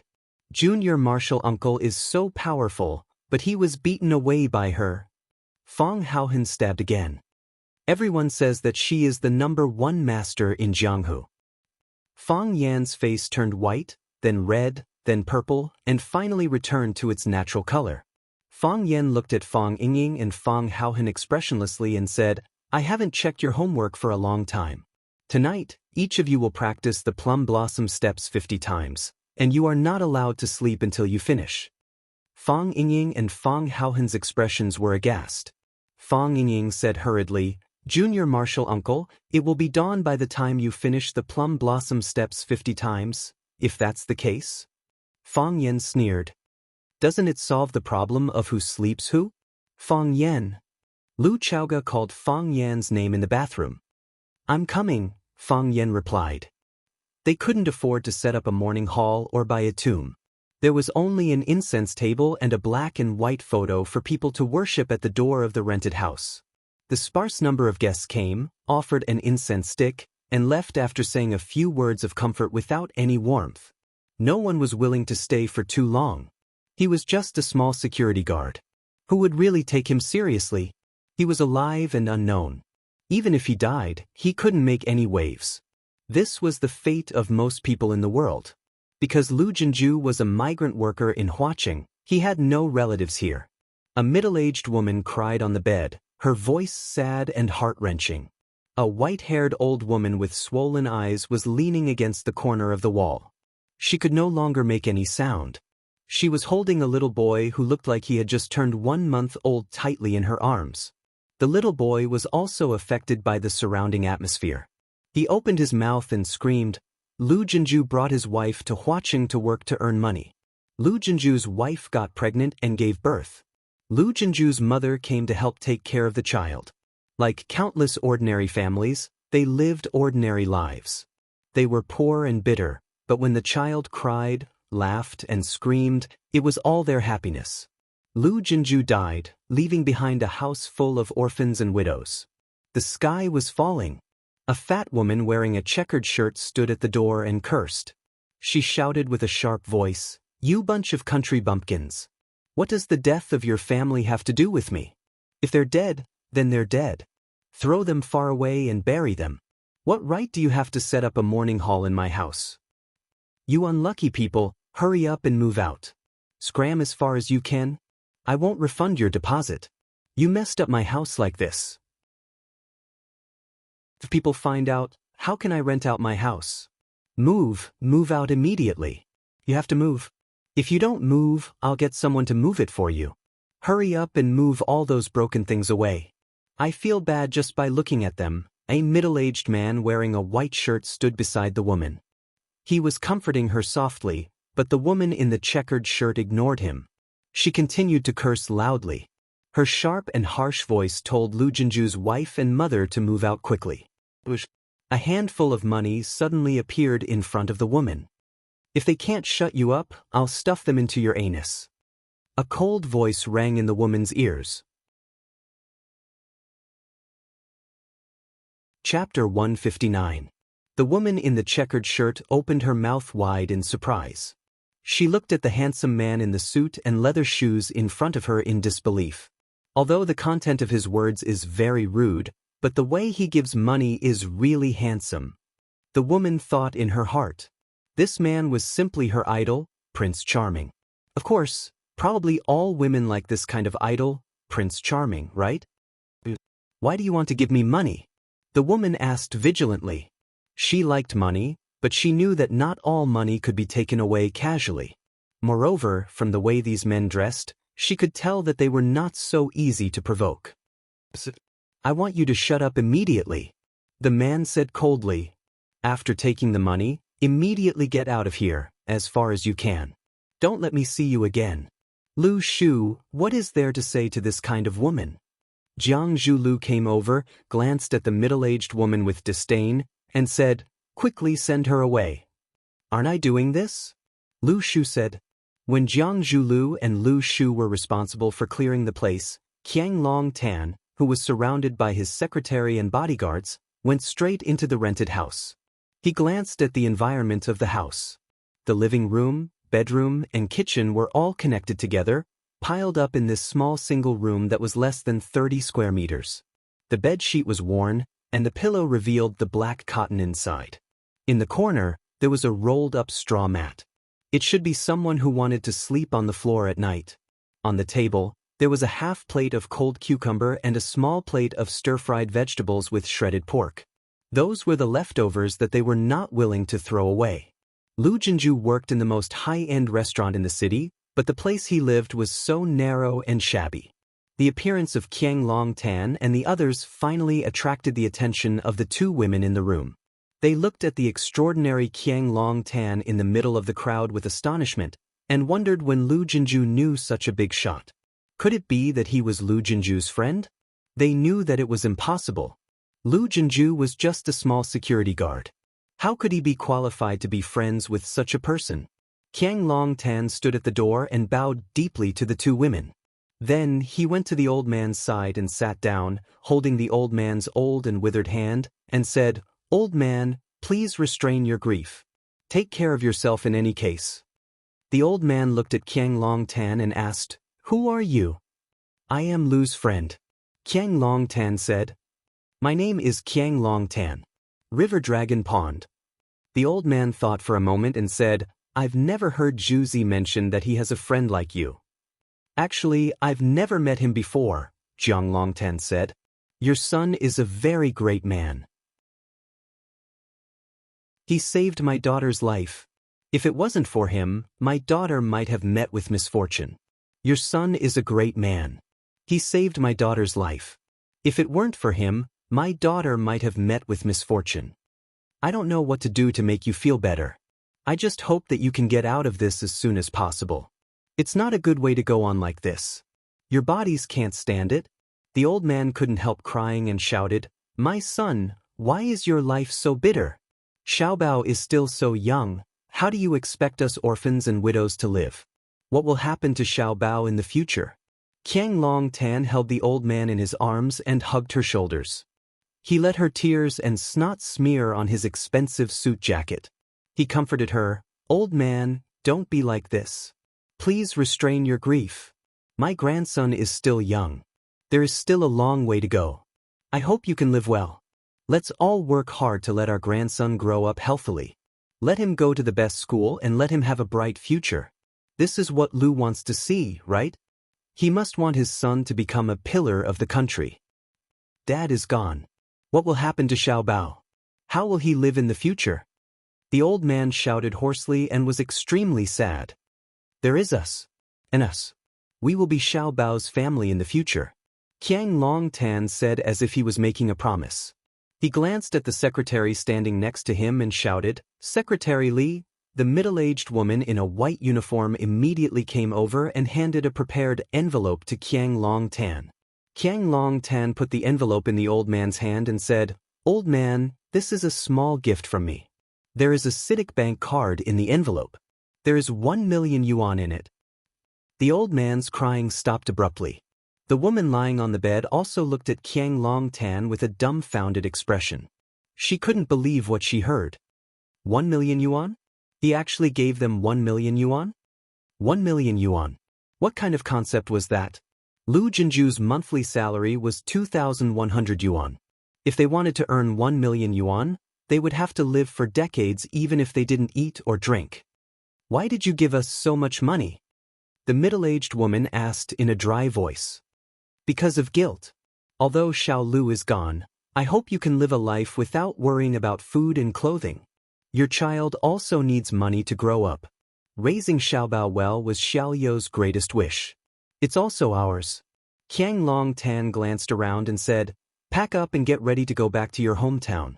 If there is any problem you can't solve, Secretary Li will help you solve it." Jiang Latin patted the old man's hand and said, "Old man, I still have a lot of work to deal with, so I won't bother you anymore." With that said, he led a large group of people to go outside. Soon, those luxury cars quickly disappeared in this damp and crowded slum. However, the obvious tire marks on the ground proved that they had indeed been there. He didn't save Lu Chaoge either, Jiang Zhulu, who was sitting in the front passenger seat, said. "Who doesn't want their son to be a hero?" Qiang Long Tan sighed softly. What a pitiful family. Screech. Fang Yen stopped the car and then quickly ran to the back seat. He opened the door and wanted to carry Lu Chaoga out of the car. I'll do it myself. Lu Chaoga refused. Lu Chaoga was dressed in black and wore sunglasses. There were several scars on her face, giving off a cold and stern feeling. She came to visit Lu Jinju, so she couldn't let a man carry her. She felt that it was disrespectful to the dead. Can your foot do it? Fang Yen frowned. Yes, Lu Chaoga said. She gently stretched out a high heel and pressed her body's center of gravity down. Her face immediately turned ugly. Fang Yen walked over to support her and said, Don't force yourself. I just put the bone back together yesterday. If you accidentally sprain it again, it won't be healed for a while. This time, Lu Chaoga didn't refuse. With Fang Yan's help, the two walked toward Lu Jinju's rental house. Another BMW. The woman in the checkered shirt stood in the corner and looked at Fang Yen and Lu Chaoga in horror. Since when did they have such rich relatives? If they were so rich, why would they come to rent a house with us? Don't talk so much. You almost caused trouble just now. The man next to her tried to dissuade her. Cause trouble? They set up a morning hall in our house. If I don't scold them, will you? Who would want to rent a house with a dead person in the future? The woman touched the thick stack of bills in her pocket and said, How about I go and scold them a few more times? Maybe they'll give me some hush money. Then we'll be rich today. When Fang Yen and Lu Chaoga entered the door, Lu Jinju's mother and mother were sitting on the bed in a daze. A woman in a white uniform with an extraordinary temperament stood quietly and looked at them with no expression. When Lu Chaoga saw the woman in white, her eyes slightly trembled. Secretary Li came over and looked at Lu Chaoga with concern and said, Miss Lu, are you okay? I'm fine, Lu Chaoga said. Why are you here? I accompanied Mr. Jiang here. Mr. Jiang visited Mr. Lu Jinju's family and then left. He asked me to stay and help deal with some things, Secretary Li explained. What did Qiang Long Tan come here for? Fang Yen asked aloud. Secretary Li was very dissatisfied with Fang Yan's behavior of directly calling Qiang Long Tan's name. He said with an unhappy expression, I said that Mr. Jiang came to visit Lu Jinju's family. And he left 1 million as compensation. Lu Jinju's mother and wife looked at Fang Yen and Lu Chaoga again. Who are these two people? They were completely confused by what happened today. 1 million as compensation? Fang Yen looked at Lu Chaoga strangely and said, You really have a good father. He did everything you wanted to do. Lu Chaoga was silent. She just quietly looked at the two poor women in the room who were at a loss and the baby who was still crying in their arms. That's not enough. Lu Chaoga thought in her heart. They got the compensation, but that life was gone just like that. He was killed by a car crash. This was intentional murder. Then blood must be paid with blood. She looked at Lu Jinju's honest smiling face on the wall and said to herself in her heart. Fang Yan's heart was also very uncomfortable. The man who felt special because he said, Sorry to trouble you, the filial man who had 2 dimples when he smiled. He said goodbye to the world in such a hurry? You bastards, how can you harm people like this? You set up a morning hall in my house. If others know about it, how can I rent this house? Do you have a conscience? Move out quickly, move out immediately. The man in the checkered shirt rushed to the door of the rented room again to scold and drive them away. Shut up. Fang Yen roared angrily. Chapter 160. They live in my house. The checkered shirt woman looked at Fang Yen cautiously and said, I know. They put dead people's photos in my house. I can't rent out my house in the future because of the bad smell, I know. You want money, right? Fang Yen asked. I'm not asking for money. I just want them to move out as soon as possible so they don't affect my future rent. They won't leave now. Fang Yen looked at the woman's fat face and said, Their relatives just left, and there are still a lot of things to deal with. They won't leave and they can't leave. At least not for the time being. Then I won't give you money either. Fang Yen said. You've scolded them for so long, and I can only promise not to hit you for the time being. No one wants to suffer this kind of inexplicable abuse, and no one has the right to attack others. Every time you scold them, it's equivalent to them returning the favor for occupying your house. The more you scold them, the faster they will return it. You might even owe them a lot in the end. At that time, I don't mind helping them collect the debt. Do you want to continue scolding them, or do you want to buy a watermelon from the fruit store across the street to quench your thirst? The checkered shirt woman opened her mouth, but she didn't dare to continue scolding. She was afraid that Fang Yen would ask her for money. She angrily glared at the two women in the room, turned around and walked towards the corner of the street. When the checkered shirt woman came over, Secretary Li had been watching coldly from the side. She wanted to see how this young man would drive this woman away. Throw money at her like a willow tree? Or hit her with his fists like a hooligan? Reason? She was afraid that this kind of money-hungry shrew wouldn't accept this kind of negotiation method.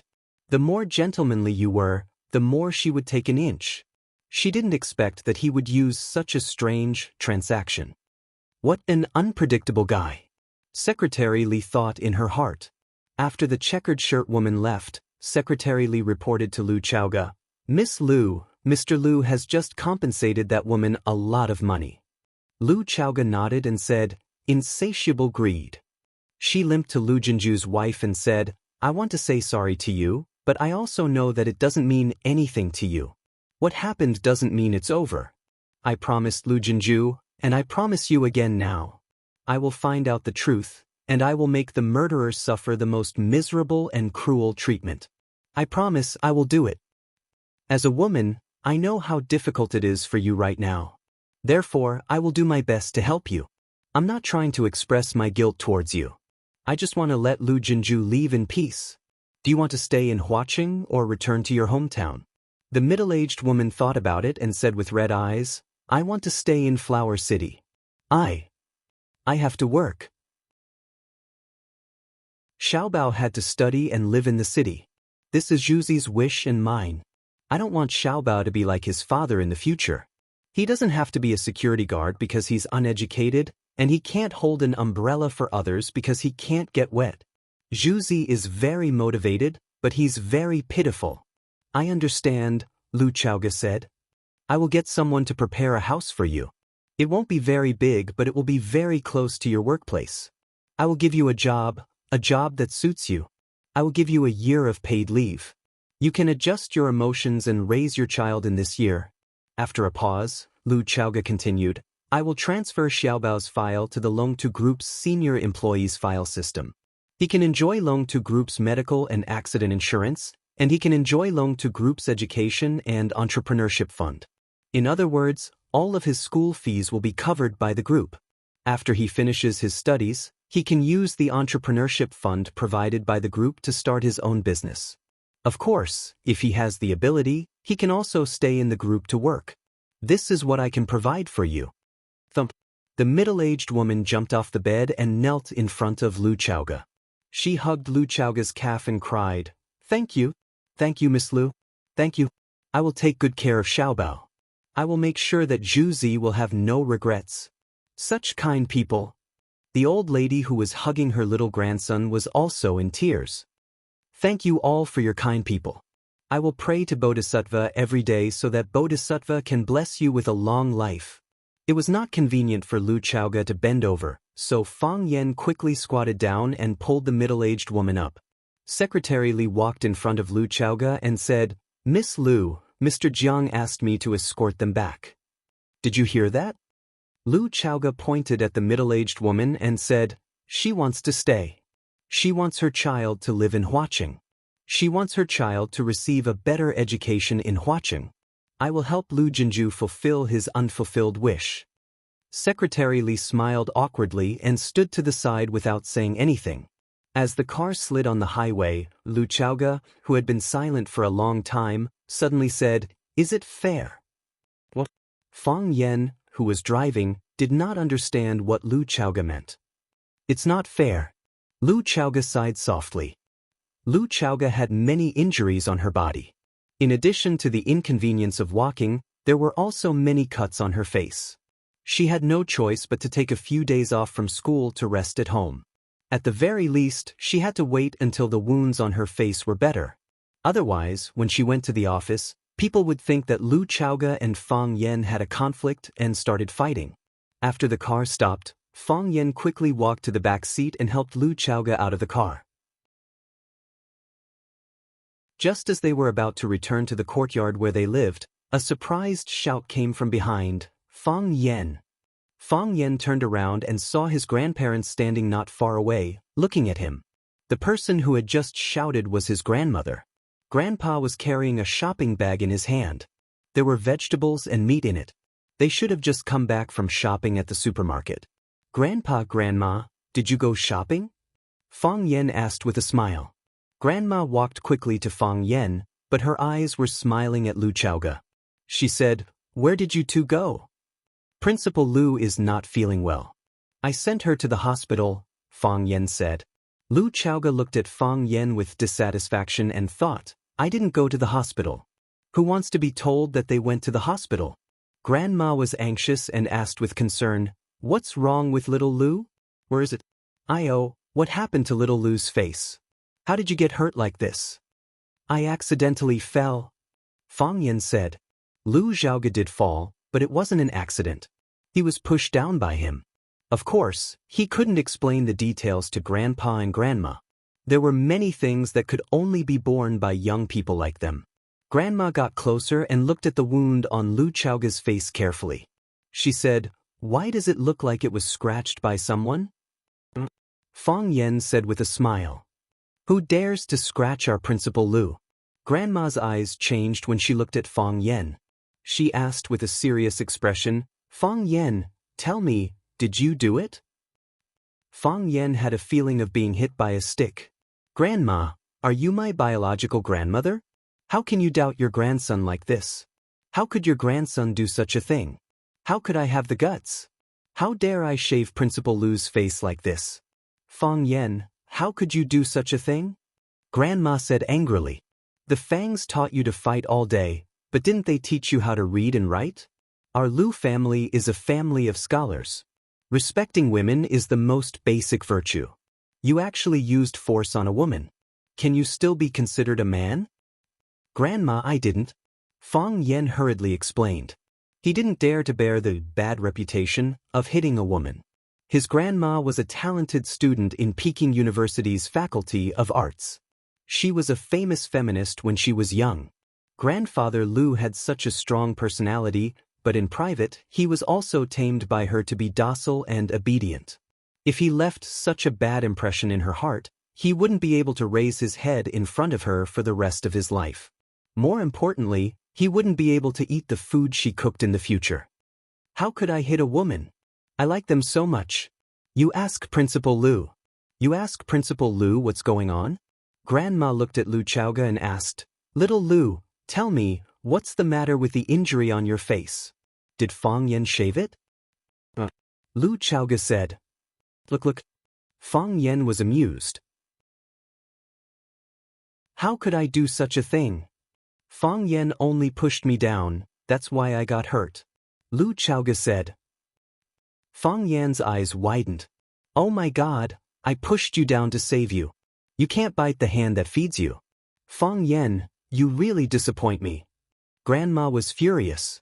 She looked around, grabbed a bunch of green onions from the shopping bag, and hit Fang Yan's head. "How could you do such a thing? Why did you push little Lu down?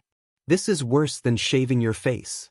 "Grandma, you misunderstood," Fang Yen explained while covering his head. He felt that he was really wronged. How could a woman like Lu Chaoge stab him at this time? Weren't they close comrades and partners? "I misunderstood you?" Grandma slapped him even more vigorously. Little Lu said it himself, what kind of misunderstanding can there be? Lu Gong's face was also embarrassed, and he scolded, "A man who hits a woman will never have a bright future." "Lu Chaoge!"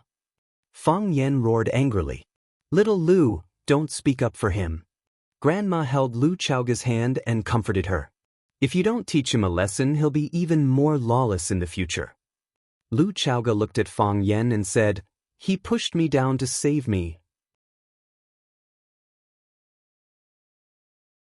Chapter 161. Grandma looked at Fang Yen, then looked at Lu Chaoga, and asked in confusion, "Little Lu, what's going on? You don't have to be afraid of him, just tell me the truth. Grandma will stand up for you." Fang Yen pushed me to the ground and scratched my face. Lu Chaoga said leisurely, "He did it to save me." The green onion in Grandma's hand fell to the ground. Did she hit her grandson for nothing? Did it really have nothing to do with Fang Yen? Fang Yen was finally saved. He stared at Lu Chaoga angrily and roared, "Lu Chaoga, why did you accuse me?" Lu Chaoga looked at Fang Yen expressionlessly and said, "Did I say anything wrong?" Fang Yen thought about it. Lu Chaoga really didn't say anything wrong. Grandma asked her if she scratched her face, and Lu Chaoga answered yes. That was the truth. Grandma asked her how she scratched her face, and she said she pushed her down and hurt herself. That was also the truth. He pushed her down and hurt himself because he wanted to save her. That was also the truth. She didn't lie, and she answered all the questions truthfully. But, girl, can you say everything in one breath? How can you play with people like this? Seeing Fang Yan's angry look, Grandma patted his arm again and said dotingly, "You child, what's there to be angry about? Little Lu was just joking with you. Do you need to be so angry? If you were an insignificant person, would little Lu joke with you?" But Fang Yen was so wrong that he was about to cry. "Grandma, are you my grandma or Lu Chaoga's grandma? Isn't it too obvious that you're biased? Stingy men are also useless." Lu Gong's eyes were on the flowers and plants on the roadside, and he said stiffly, Okay. Grandma won't ask about you young people's business anymore." Grandma pointed to the shopping bag in Lu Gong's hand and said, "I saw some fresh hairy crabs in the supermarket, so I bought a few of them. I was just about to call you to ask you to come home for dinner tonight, and now we just happened to bump into each other. Chaoga, you too." "Grandma, I don't think that's necessary." Fang Yen refused. "Principal Lu's injuries are serious. We'll have to apply medicine for her later. It doesn't matter. You can take Chaoga to my place first, and then you can go back and get the medicine. I have plenty of rooms at my place, and you can apply the medicine there," said Grandma with a smile. "Principal Lu, you can't eat seafood. I also bought lean meat and white fish. It's just a meal. Why are you being so wishy-washy?" Lu Gong's gaze finally shifted to Fang Yan's face as he said impatiently. After scolding Fang Yan, he looked at Lu Chaoga with a gentle expression and said, "Xiao Lu, let's have dinner together. I have something to talk to you about." "Sure, Principal Lu," Lu Chaoga agreed without hesitation. So, Lu Gong led the way with his hands behind his back, and Grandma looked at Fang Yan and Lu Chaoga with a smile. Fang Yan couldn't resist, and had to help Lu Chaoga walk toward his grandparents' house. "Why did you do this to me?" Fang Yan complained in a low voice as he walked at the back with Lu Chaoga's help. Grandma had indeed hit him in the head, and his face smelled of garlic. "Did I?" Lu Chaoga asked. Of course she wouldn't tell him the reason. On the night of the tragedy, he picked her up rudely and threw her on the sofa, which made her already seriously injured body even worse. He grabbed her shoulder and questioned how long she was going to use him. When she took off her clothes in the shower that night, she found that there was a large purplish-red fingerprint on her shoulder. What was even more hateful was that the second before the police broke the door, he suddenly threw himself at her and kissed her lips when she was caught off guard. She was the vice principal of Rosefinch Secondary, and her superior. If she didn't teach him a lesson, where would her dignity be? "You did it on purpose," Fang Yan said fiercely. "Let's see who will help you in the future." The corner of Lu Chaoga's mouth curled up into a charming smile, but it disappeared in a flash. Fang Yan had just settled Lu Chaoga on the sofa in the living room when Grandma urged, "Fang Yan, go back and get the medicine for Xiao Lu. You can't delay it." "Grandma, actually, it's okay to apply it after dinner," Fang Yan said perfunctorily.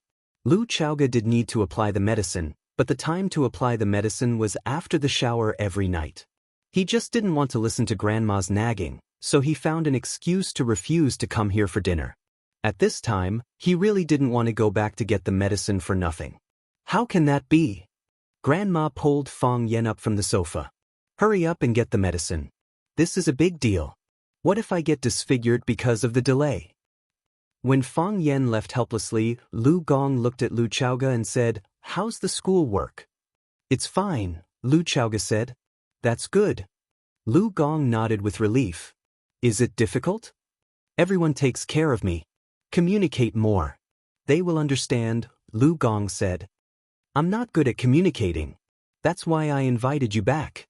"I won't disappoint the old principal's expectations," Lu Chaoga said. "This is the expectation of the whole school," Lu Gong said. "Fang Yen, he's young and impulsive.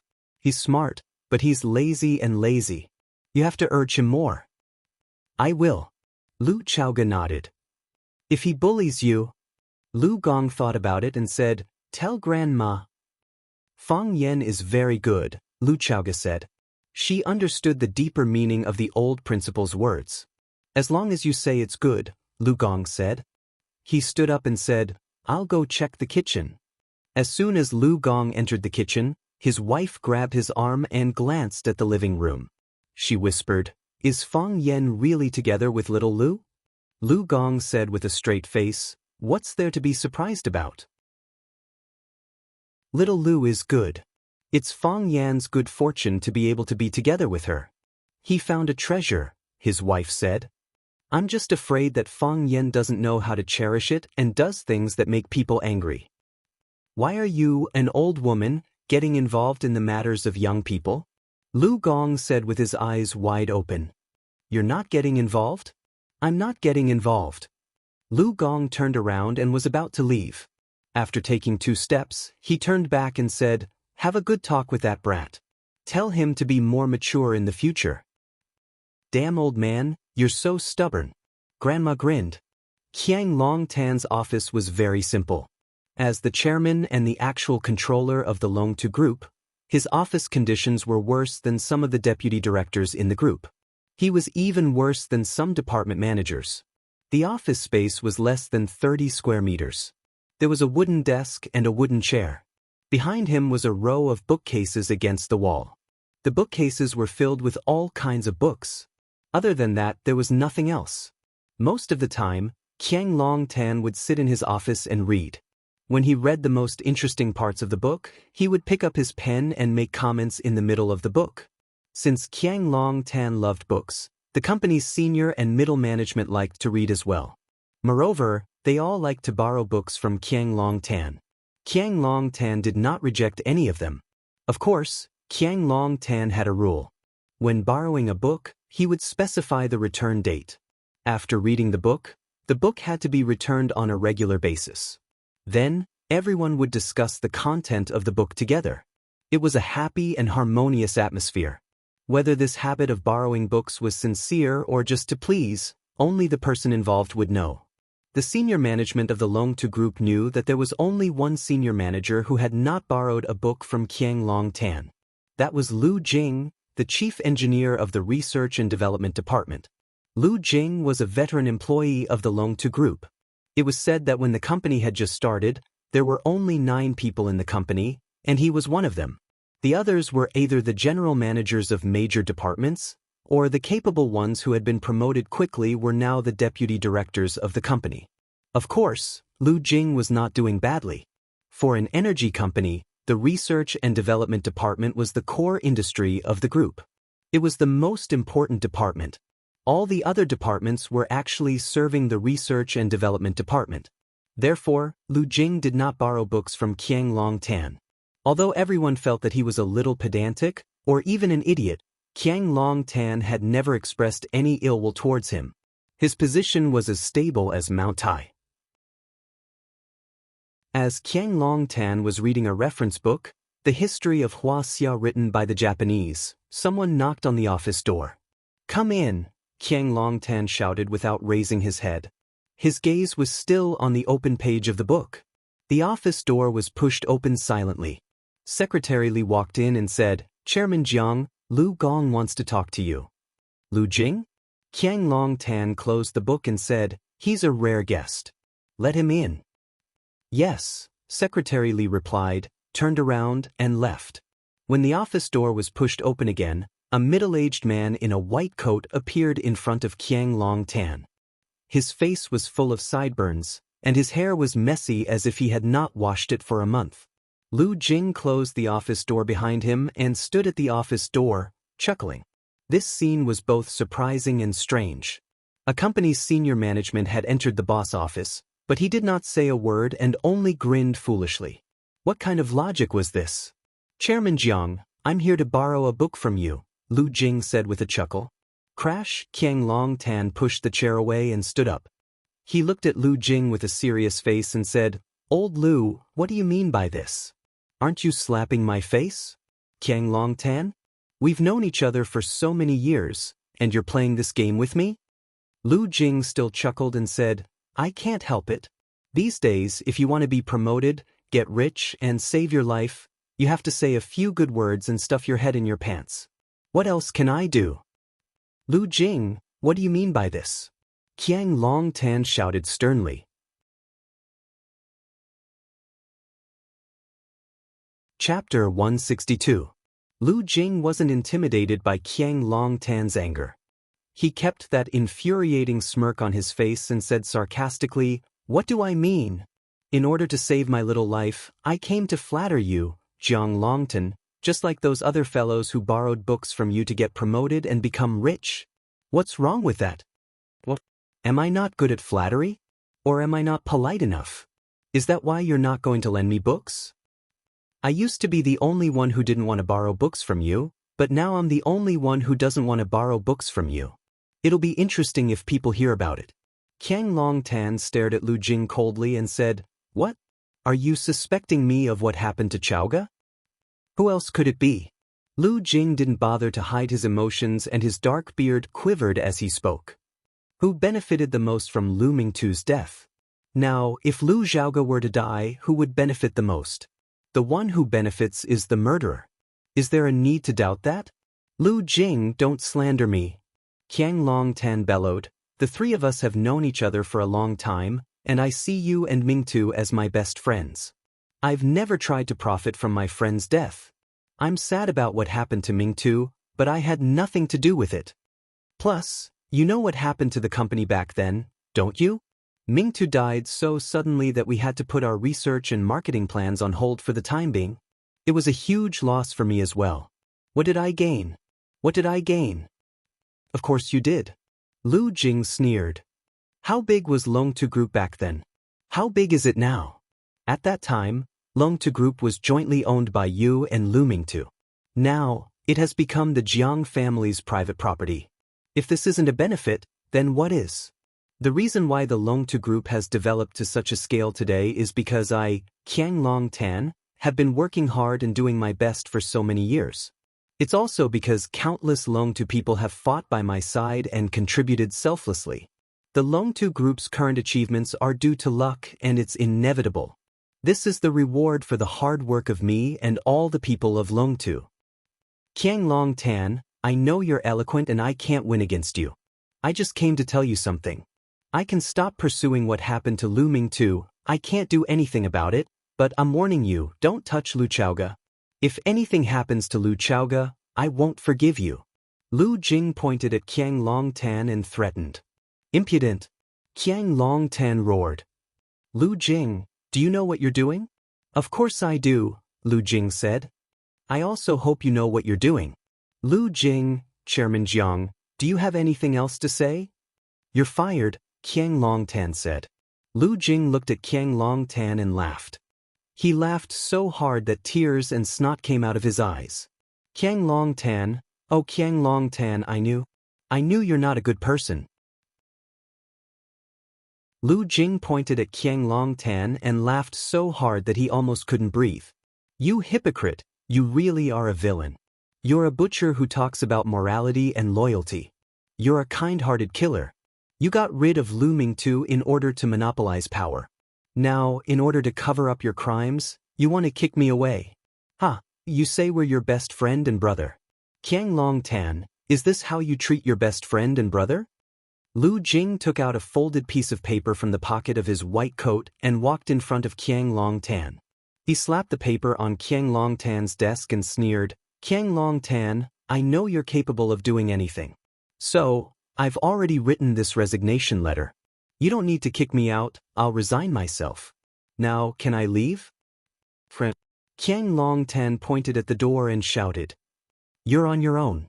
Lu Jing stared at Qiang Longtan with disdain and said, Remember what I said, if anything happens to Lu Chaoga again, I don't care if you did it or not, I'll put it on your head. Lu Jing strode out of the office, knocking against the door with a loud bang. Secretary Li pushed the door open and came in, asking with concern, Mr. Jiang, Lu Gong, it's okay. Qiang Longtan waved his hand and said, He has some misunderstandings about me. Let him calm down. The sky was dark and the rain was hazy. This kind of weather was suitable for daydreaming with a cup of latte in a cafe or sitting under the eaves of the corridor with a copy of Song Ci in hand. There was no need to think or do anything. Along with the drizzle, one's thoughts spread out to a boundless and limitless range. Uncle Lu, how could you quarrel with him? Lu Chaoga said with a face full of guilt. Because of me, you lost your job. I really don't know how to repay you. What's a job? Big Beard Lu Jing said angrily. Your mother and I were classmates and good friends with your father. The few of us came up with this creative project together and we established a company together. When they got married, I was one of your father's 3 groomsmen. On the day you were born, your father and I waited at the door of the ward. How could I not feel bad when your parents met with such a disaster? How did I get through all these years? I wanted to leave Longtu for a long time, but I couldn't bear to. Longtu had my blood, sweat and tears, as well as your parents' blood. This was the result of all of our hard work. Longtu is an egg. We personally turned the egg into a chick and watched the chick grow up day by day. I have feelings for Longtu. However, they had gone too far. I couldn't stop them from laying their hands on your parents in the past. Now they want to lay their hands on you. I can't take it anymore. If they don't succeed this time, they won't do it again? I might as well shed all pretense of cordiality with them and make them feel some fear. Otherwise, they will be even more lawless. Who can guarantee what they will do next time? Lu Chaoga sighed softly and said, Unfortunately, I don't have any evidence. You can't be too hasty with this kind of thing, Lu Jing said. It's been so many years. You were still young back then. What evidence could you have? So many years have passed. Even if there was any evidence left, it would have been cleaned up by them a long time ago. It's not that easy to find evidence. Uncle Lu, what should I do now? Lu Chaoga looked at Lu Jing and asked in a low voice. He was her elder and her parents' best friend. She was very lost now and needed someone to point her in the right direction. Get the shares back, Lu Jing said. They always put on a bodhisattva face, so you can't do anything. What about themselves? They're cruel and merciless. They're too much of a bully. They're heartless, so we have to be heartless too. You can't hide it anymore. Find a lawyer to negotiate with them and get back the shares that belong to you. You're an adult now and have the right to take over all the shares in Longtu Group under your father's name. Fang Yen sat next to her and drank his tea, but he didn't interrupt. This was Lu Chaoga's family business. It wasn't appropriate for him to get too involved. Lu Chaoga hesitated and said, If that's the case, Chaoga, people are sinister, Lu Jing comforted her. I know. Qiang Longtan raised you for more than 20 years, and you have feelings for them. But how did they treat you? They wanted to kill you. Although we don't have any evidence, our feelings won't lie to us. Don't we already know who did this? I think it's better to be cautious, Fang Yen said with a smile. Qiang Longtan didn't say that he wouldn't give it to them. If Chaoga acts rashly, she might be used by someone with ulterior motives. Lu Jing stared at Fang Yen and asked, Who are you? I'm Principal Lu's colleague, Fang Yen said. Colleague? Lu Jing was angry. He pointed at Fang Yen and said, You're just Chaoga's colleague. What right do you have to make decisions for others? How can this be a child's play? You don't know anything. You don't know how urgent this matter is. I didn't say I was going to make decisions for him. Fang Yen explained, I'm just giving you a suggestion. I'll bring it up and you guys can discuss it. If you think it's feasible, then do it. If not, then pretend I didn't say anything. How about I wait at the door for a while? Uncle Lu, Fang Yen can be trusted, Lu Chaoga said to stop the two men from arguing. Fang Yen has a point. To be honest, my head is a mess right now.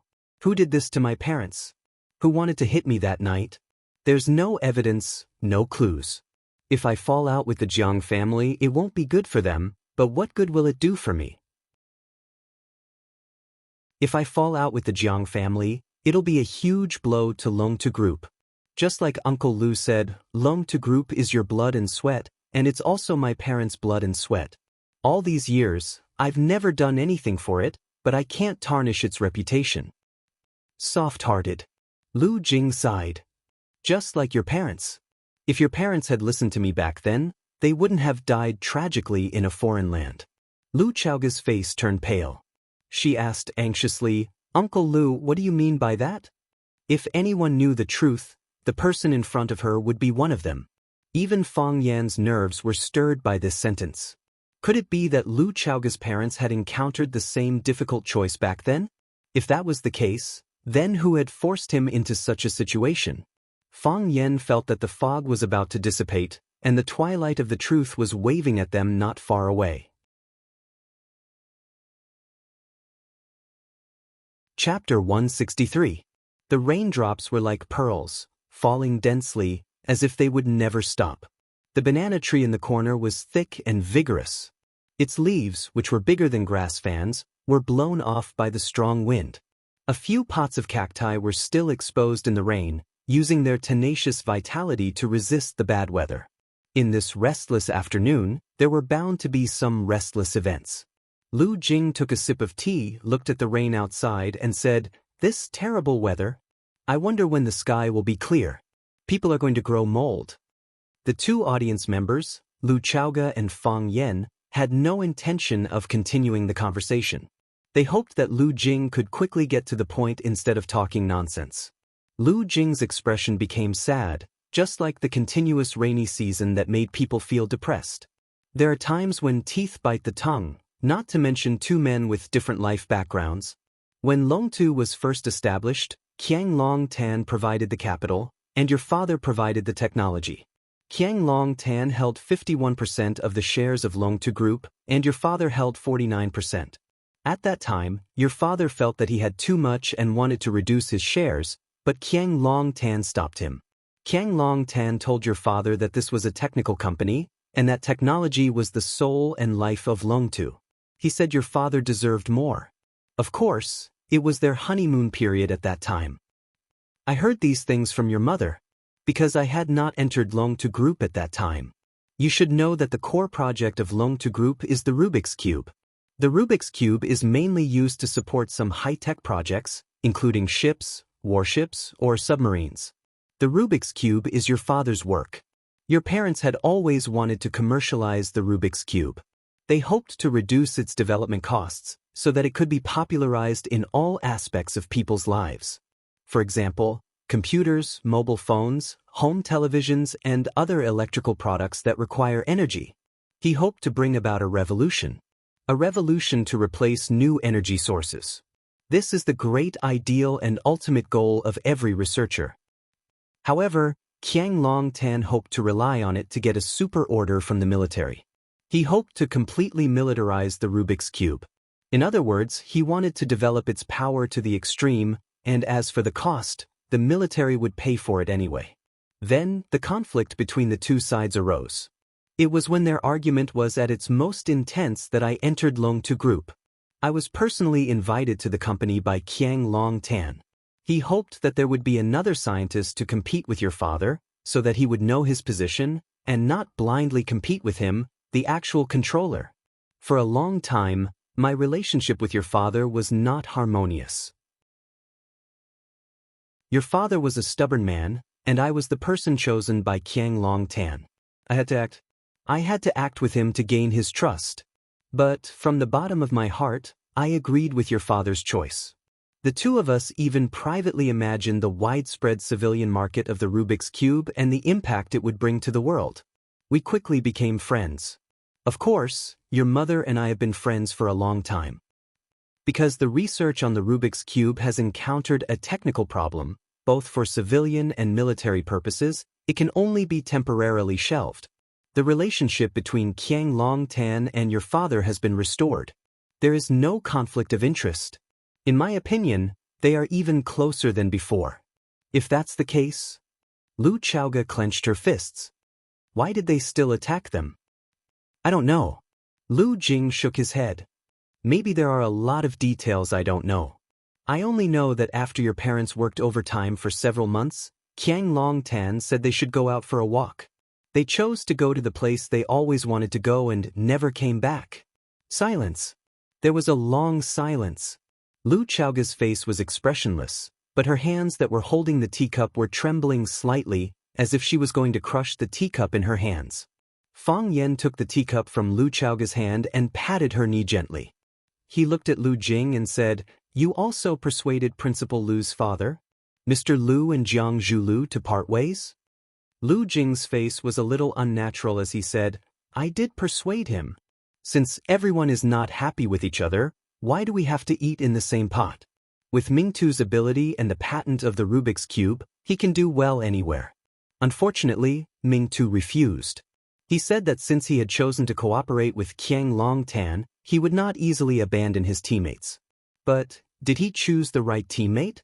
He did not betray his teammates, but his teammates completely sold him out. "We still don't have any evidence," Fang Yen said aloud. "There is no evidence to prove that Qiang Longtan did it." Lu Jing sneered and said, "You haven't dealt with Qiang Longtan, you don't know how terrible he is." "Evidence? How could you find evidence for what he did? Besides, if I had evidence in my hands, I would have reported Qiang Longtan long ago. Why would I need to swallow it for so many years?" Fang Yen glanced at Lu Chaoga and said, "Principal Lu is in a bad mood now. Give her a little more time. Let her think about it again." Lu Jing looked at Lu Chaoga and said, "Chaoga, this is your business. You take care of it yourself. Uncle Lu doesn't mean anything else. I just hope you don't walk the same path as your father. Qiang Longtan is already diluting your father's shares with shell companies. If you act too late, I'm afraid there won't be anything left in your hands." "Uncle Lu." Lu Chaoga looked up at Lu Jing and said, "Can you help me?"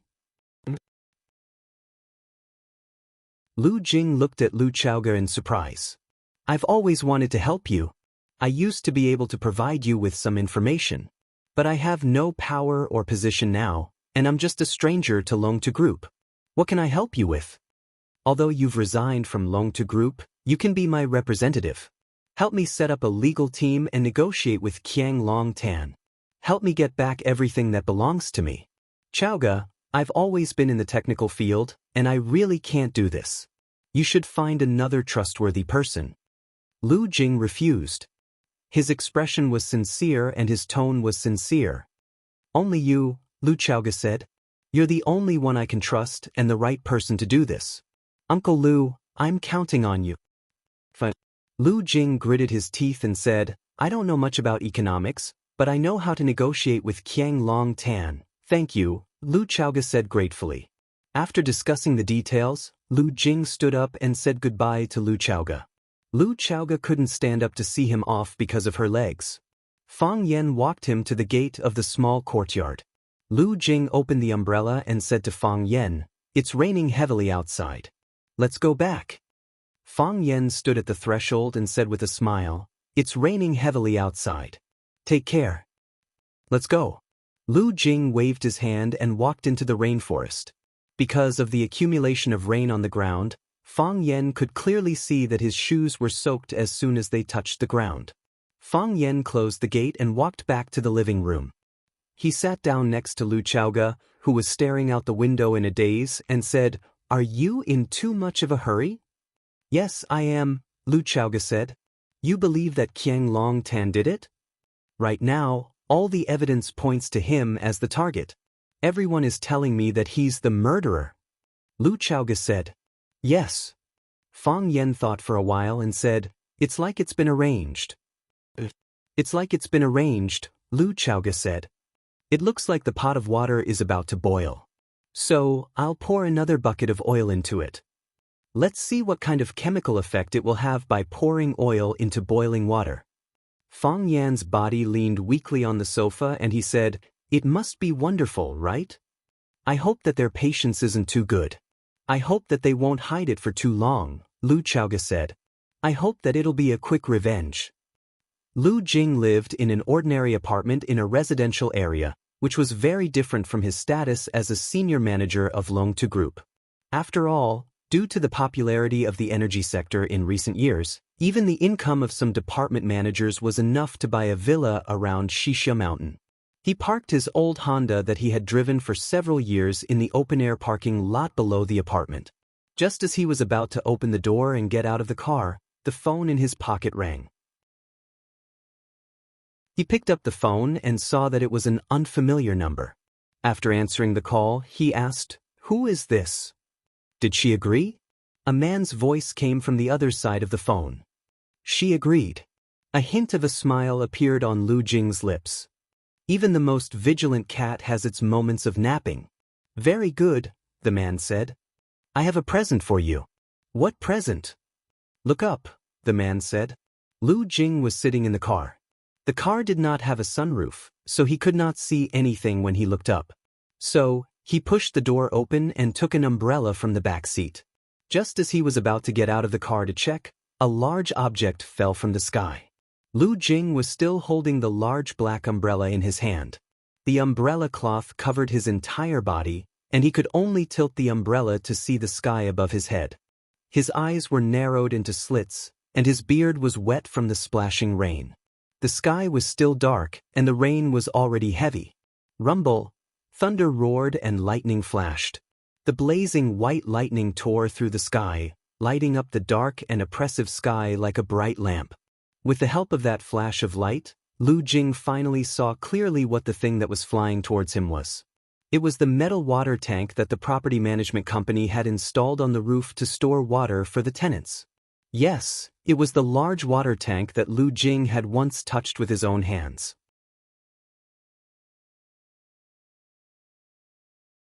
Chapter 164. The wind was howling, and the rain was pouring. The rain was getting heavier and heavier. Countless raindrops were like dense arrows, hitting Lu Jing's fat, pale, bearded face because he had been hiding in the studio for a long time to do scientific research. Everyone had been in the rain. Even if they sometimes felt it was cold, they rarely experienced the pain it brought. But this time, Lu Jing clearly felt it. His skin felt it, and so did his heart. The hair all over his body stood up, and every muscle in his body was stretched to the extreme. The rain was so sharp that it pierced thousands of holes on his face like a beehive. He opened his mouth, but he didn't know if he made a sound. It was like an art film with a muted sound. His ears had lost their hearing. In his world, there was only a moving picture, but there was no corresponding dubbing. The sound of the wind, the rain, and the rustling of the leaves all disappeared. He tried to raise his head. He wanted to see the man on the roof who wanted to end everything, but his vision was blocked by the water tank that was getting bigger and heavier. Bang! The water tank pressed his body under it, and at the same time, half of the car was flattened. The engine on the front of the car was sparking, which was his weak struggle and roar. But the wind and rain were fast, and the sparks were soon extinguished. Perhaps because of nervousness and fear, Lu Jing was still tightly holding the big black umbrella in his hand before he was smashed. When his arm was smashed by the water tank, the handle of the umbrella was also smashed. The umbrella cloth with the broken handle finally broke free, and it fluttered in the wind and rain. It was like a little black flower that was picked and abandoned by someone. Gee! Because of the huge vibration, several cars in the nearby parking spaces screamed. The shrill sound of the alarm rang through the sky. A resident opened the window, poked his head out to look at the ground, and shouted in a sharp voice, "The water tank on the roof has fallen. Someone's car was smashed. Go and see whose car was smashed. Someone's dead? Someone come quickly." The black shadow on the roof took out a monocular. He opened the monocular, and Lu Jing's bloody face suddenly appeared in front of him. Horror! Resentment! They also died with their eyes wide open. Of course, to them, the most important thing was that Lu Jing had died thoroughly. The black shadow raised his hand to his forehead in a non-standard military salute and then turned to leave this dangerous place that would soon become the second crime scene. Clang! The office door was knocked open. Jiang Zhulu anxiously shouted, "Lu Jing is dead." Lu Jing was crushed to death. Qiang Long Tan was standing in front of the office window, holding a book called Heart Sutra in his hands, softly reading it. His expression was calm and peaceful. "Dad, do you know?" Jiang Zhulu asked anxiously.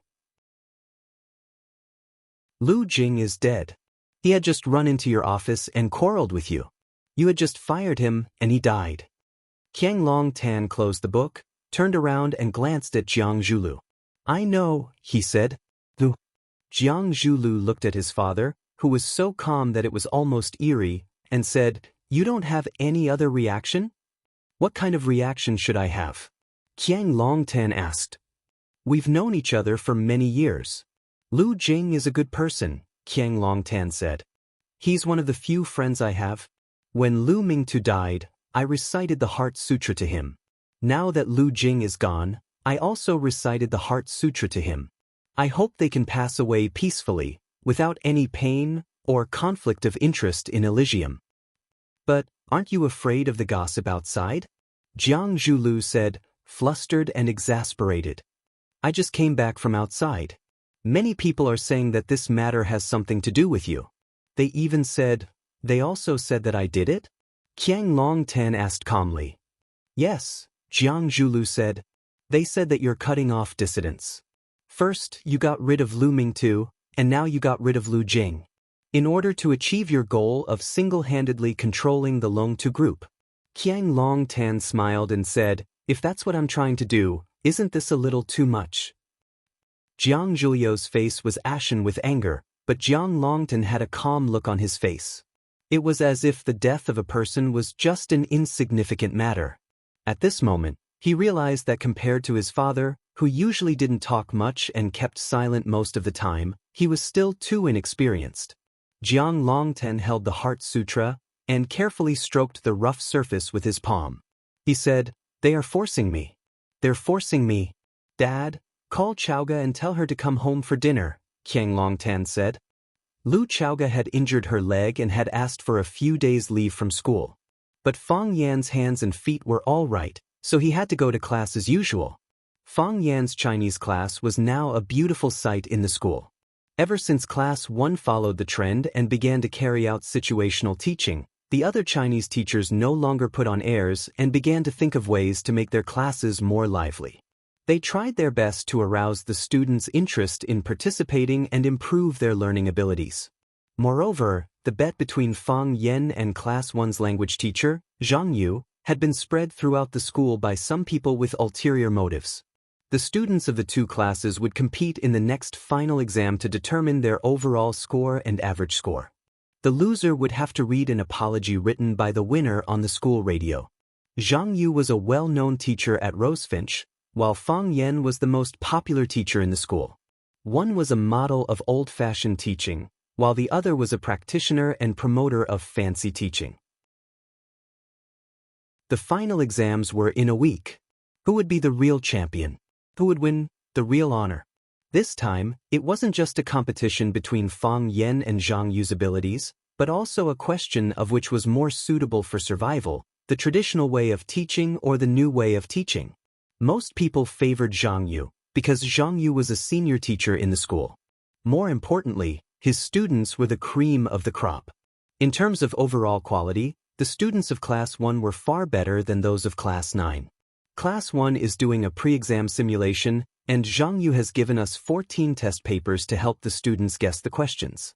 The students of Class 1 have been working very hard every day, and Zhang Yu has used a despicable tactic to beat us. "Mr. Fang, don't we have to do anything?" Huang Haoran asked worriedly. He was the language representative of Class 9, and since Class 9 had made a bet with Class 1, he naturally had to take the lead. Not only did he have to find a way to boost everyone's morale, but he also had to find out the opponent's actions and strength through various connections. However, while Class 1 was busy winning this competition, their Mr. Fang had no idea how to deal with it. It was as if what he had said that day was just a casual remark, and he had completely forgotten about it. Therefore, Huang Haoran had to take the initiative to communicate with Mr. Fang after class, trying to find out his true thoughts. "Is there any meaning to it?" Fang Yan asked with a smile. If you rely on doing your best to win this competition, have you really memorized all of it? Can you apply what you have learned? Can you turn this knowledge into a kind of culture, a kind of gene flow into your blood and become one with you? We don't have to do anything. I believe you will be the final winner. Mr. Fong. Huang Haoren was touched. Go back to class, Fong Yan said. Mr. Fong, don't worry, we definitely won't let you down. I said, I believe in you. Fong Yan nodded. Oh yes, remember to pass on what I said just now to the students. When Fong Yan came back, Lu Chaoge was standing in front of the window looking at the scenery. She was expressionless, and there was something in her eyes that Fong Yan couldn't understand, but it made his heart palpitate. Fong Yan put away his umbrella and walked in front of Lu Chaoge, asking, Why don't you go in and sit? Your leg hasn't fully recovered, so you can't stand for too long. What do you want to eat tonight? Lu Jing is dead, Lu Chaoge said. What? Fong Yan was shocked. At noon, they were still sitting together chatting, and he even walked him to the entrance of this small courtyard. He also told him to pay attention to the wind and rain outside. He only went out for 2 classes, and he hadn't even finished 1 article. How could a living person suddenly die? Was life so fragile? Fong Yan's expression became serious, and he said, They are now crazy and have completely lost their minds. They want me to lose my mind, Lu Chaoge said. So, the more it is at this time, the more we need to stay calm. Jiang Zhulu called and asked me to go home for dinner tonight, Lu Chaoge said. Asking you to go home for dinner at this time proves that Qiang Longtan wants to have a showdown with you, Fong Yan said. It's not convenient for you to go home for dinner at this time. Shall I go with you? Okay, Lu Chaoge said, Come with me. Fong Yingying and Fong Haohen ran out of the room. Fong Yingying looked at Fong Yan and said, Junior Marshal Uncle, shall we go with you? Okay, let's go together, Fong Yan said coldly. Just think of it as improving our lives. Fong Yan turned to look at Lu Chaoge and said, I heard that you rich people eat steak and drink red wine for dinner?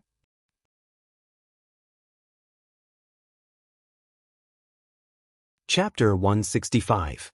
The speed of the police investigation was extremely fast. In less than 24 hours after the accident, they had already found the car involved. They found the car in an abandoned factory compound. Of course, the driver who caused the accident had already escaped.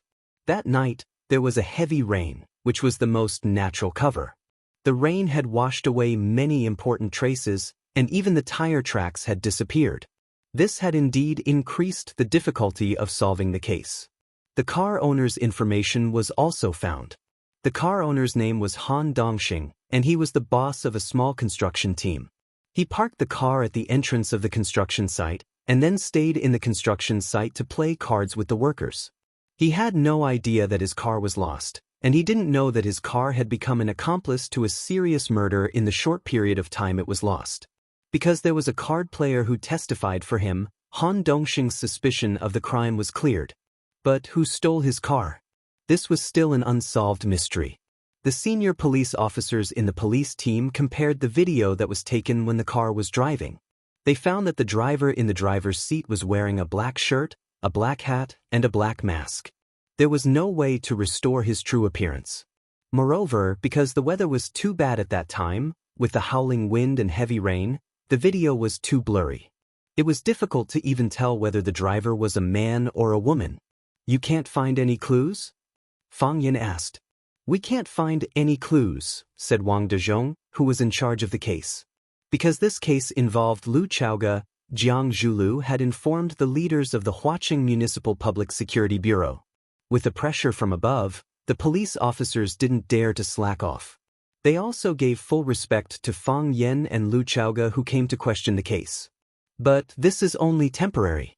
Because the car is only one of the clues, our people are also looking for suspects with a motive. The other lines are also following up at the same time. I believe that we will definitely catch the criminal as soon as possible and give Miss Lu an explanation. Fong Yan looked at Lu Chaoge, then said to Wang Dezhong, I want to see the surveillance video of the crime scene, Sky One. Is that okay? Wang Dezhong looked troubled and said, This, I am one of the victims and also a witness. Maybe I can give you some clues after watching the video, right? Lu Chaoga glanced at Wang Dezhong and said, "Let him take a look." "All right then," Wang Dezhong said. "Let's watch the video together again. We've studied this video dozens of times." Wang Dezhong invited Fang Yan and Lu Chaoga to the reference room and instructed the staff to play the video of Lu Chaoga being hit at the entrance of Sky No. 1 Hotel on the big screen. From the moment the Toyota appeared on Sky 1's surveillance camera to the moment it mysteriously disappeared, only 2 seconds had passed. The contents of the video flashed before their eyes. The parking lot was on the dimly lit side of the hotel, and the surveillance equipment was not advanced enough. The image they could see was indeed a blur. After watching the video, Fang Yan and Lu Chaoga felt that they didn't see anything. "Yes, there was nothing. Can you play it in slow motion?" Fang Yan asked. "Slow motion," Wang Dezhong said to the technician. So, the video, which was only a few seconds in total, was slowed down and stretched, and it appeared in front of Fang Yan again. "Stop!" Fang Yan suddenly shouted. The technician immediately pressed the pause button, and the image of the black Toyota that had just appeared in the camera was instantly frozen. It was dark, and the rain covered the glass, adding a layer of protective film to it, making it impossible to see the driver's face. Lu Chaoga, Wang Dezhong, and the elites in the criminal investigation team all stared at the picture, but they didn't see anything unusual. "Zoom in," Fang Yan said. "Zoom in on the driver's seat." The technician heard Fang Yan's words and immediately did the corresponding action. Because the picture was constantly zoomed in, the pixels were infinitely diluted, and the image that could be seen became more and more blurry. "Restore to the original state," Fang Yan said again. The technician adjusted the picture to the normal scale again. The pixels were clearer, but they still couldn't see anything strange. "Is there a problem?" Wang Dezhong asked doubtfully. "Look at the steering wheel," Fang Yan said. "What's wrong?" Wang Dezhong looked at the steering wheel of the car and said, "We have studied this 2-second video countless times. Did you find anything?" "There is only one hand on the steering wheel," Fang Yan said. "Only one hand?" Everyone's eyes were focused on the steering wheel. The technician also followed everyone's request to zoom in and out of the picture in that area, and then zoom in again and again. He kept repeating this action.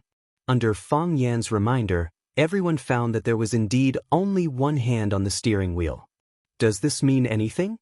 Wang Dezhong asked. "We all know that when a person is doing something very important, he or she will focus all of his or her attention on a single point. Even if he is a professional killer.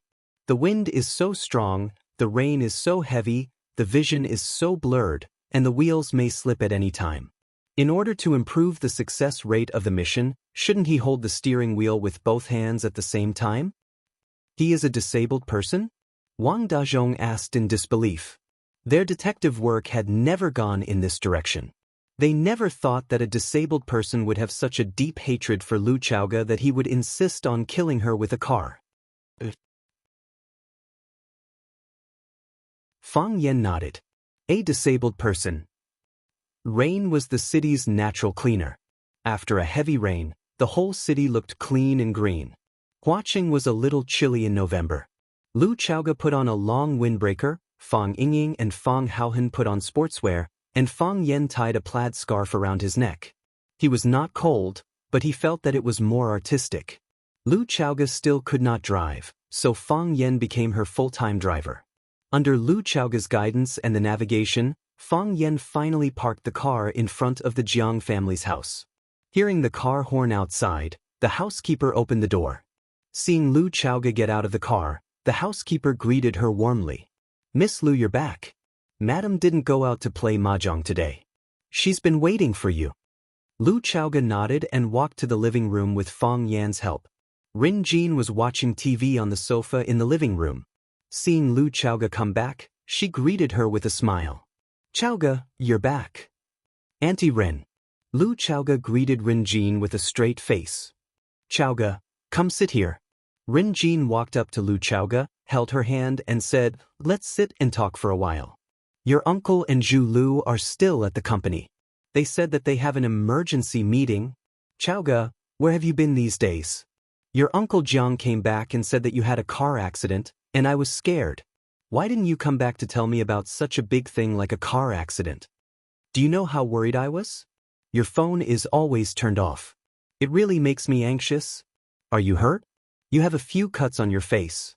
Are you okay? It seemed that the Jiang family had been very kind to Lu Chaoge. Anyone who didn't know the inside story would never doubt that the mother and daughter weren't their biological daughter. I'm fine, Lu Chaoge said. That's good. I'm glad you're fine. Rinjin looked relieved and said, Chaoge, I don't mean to criticize you, but you can't do this again.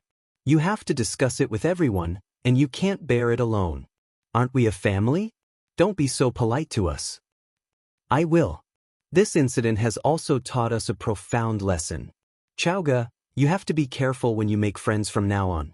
Don't let anyone you don't know get close to you.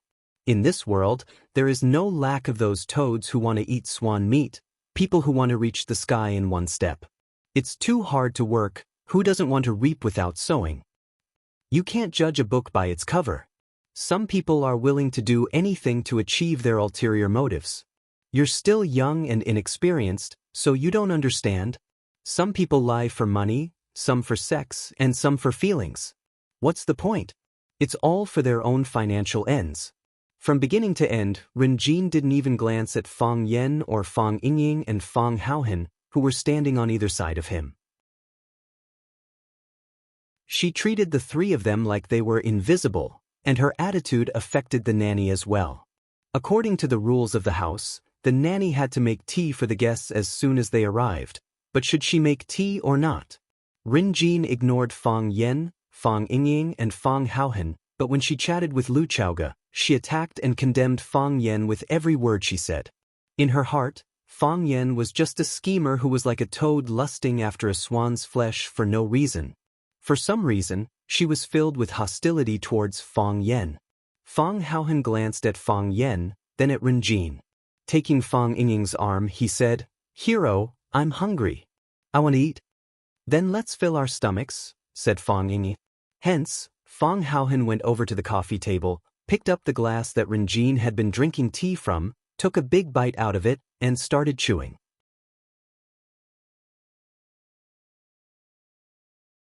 Chapter 166. Kacha. No one spoke again, and they even forgot to breathe. In addition to the voice of a popular female singer who was singing passionately through the national talent show, there was only this creepy sound of eating glass. Moreover, the voice of the female singer had been completely ignored. There was only one rhythm and one sound in everyone's ears. Kacha, kacha, kacha. Rinjin's eyes widened and her mouth opened wide, looking at the man who was chewing glass in disbelief. Was he really eating the glass that he used to drink tea with? How could such a thing be eaten? Wasn't he afraid of cutting his throat? The nanny's psychological endurance was even weaker. She pointed at Fang Haohan and trembled without saying a word, as if she had seen a ghost. It was also the first time that Lu Chaoge saw such a heroic side of Fang Haohan. She looked at Fang Yan with a surprised expression, thinking, what kind of strange people are this guy's friends? The most normal reaction was Fang Yan and Fang Yingying. They were used to Fang Haohan's behavior. Fang Haohan eating glass was not new, but Fang Haohan not eating glass was weird. Originally, Fang Yan thought that eating glass in other people's house was a very impolite behavior, but because Rinjin was very rude to him, Fang Yan thought that it was a good thing to let Fang Haohan eat 2 glass of his. At least, Fang Yan felt very happy when he saw Rinjin's shocked and scared expression at this moment. Fang Yan was a kind man. He couldn't stand others making him feel wronged. Kacha. After Fang Haohan ate a small half of the glass, the soaked tea leaves in the glass and the small half of the cup of tea became a burden. Hero Fang thought for a moment, then tilted his head back and drank the tea in one gulp. Then, he poured the tea leaves into his palm and put them into his mouth, chewing noisily. Rinjin's face turned green. This is the cup she used, this is the tea she drank? Is this rogue indirectly kissing me? How can you eat those tea leaves? Rinjin said angrily. Fang Yan felt that this woman's perspective was really unique. She didn't care why others ate the cups, but she cared why others ate her tea leaves. Was it common sense that tea leaves were harder to digest than glass? It's okay. Don't worry about him. Fang Yen comforted her. Tea leaves are rich in polyphenol, amino acids, and catechins. They are good for the body. Kacha, Fang Haohen stuffed the rest of the glass shards into his mouth. After chewing and swallowing, he wiped his mouth and said to Fang Ying, "I'm not full yet." Fang Ying patted Fang Haohen's shoulder and said, "Leave some room for steak and fruit salad." Rin Jin felt that her heart was twitching. Listen, what are these two guys talking about? They ate my cup, drank my tea, and now they want to eat my family's steak and fruit salad. Rin Jin pointed at Fang Ying and Fang Haohen and shouted, get out of here. Our family doesn't welcome you." Fang Ying looked at Fang Haohen with a complaining look and said, "I told you to bear with it. Look at how angry you are. Old lady, don't be angry, it's easy to get wrinkles when you are angry. How about we ask Junior Marshall Uncle to buy you a glass?" Old lady? Rin Jin felt like she was struck by lightning. Everything else was ignored by her. Her mind kept repeating the three blood-red words old lady. Old lady? How could they call her old lady? She had beautiful black hair, pink skin, bright eyes, and she also had well-maintained buttocks and breasts. How could he call her an old lady? Rin Jin's first reaction was to immediately find a mirror and look at herself in the mirror to see if there was anything wrong with her dress today. Otherwise, why would someone be so blind as to mistake a flirtatious mature woman like herself as an old lady? Fang Haohen, who was accused by Fang Ying, felt extremely wronged and argued. "Hero, you told me to eat something to fill my stomach." "I did say that, but didn't you see the old lady was angry?" "Lu Chaoga." Rin Jin finally exploded. She shouted with a sharp voice and pointed at Fang Yen, Fang Ying, and Fang Haohen and said, "Who are these people? What kind of scoundrels are they? What did I tell you just now? Don't make friends with those people you don't know. You just brought them home to anger me. Lu Chaoga, I usually treat you well, and this is how you treat me? Do you want to anger me to death?" "Auntie Ren, I didn't mean that." Lu Chaoga said. "But you didn't mean that, did you?" Lu Chaoga pointed at Fang Yen and said, "Let him go. Let them all go. I don't want to see them. I want them to disappear in front of my eyes immediately. Auntie Ren, they are my friends." Lu Chaoga said. Rin Jin calmed down. She stared at Lu Chaoga with burning eyes, and then looked at Fang Yen, Fang Ying, and Fang Haohen as she sneered and said, "I understand. Lu Chaoga, are you bringing people back to flaunt your strength?" "Auntie Ren, I don't understand what you mean." Lu Chaoga said. "You don't understand? Lu Chaoga, you don't remember, do you? I took you to have your IQ tested a long time ago, and I clearly remember your test results. You are such a smart woman, how can you not understand what I mean? Don't take things that happened when you were young seriously." Rin Jin said mockingly, "That is to say, all these years of raising and taking care of you were fake? I didn't mean that. Lu Chaoga, it's not that you don't understand, it's that you don't have it. If you have the ability, say it frankly. Why are you hiding it? Don't worry, you brought these three clowns to protect you. I can't beat you in a fight, but I can't beat you in an argument. You are safe." Lu Chaoga looked at Rin Jin and asked a question clearly, "How did my parents die?"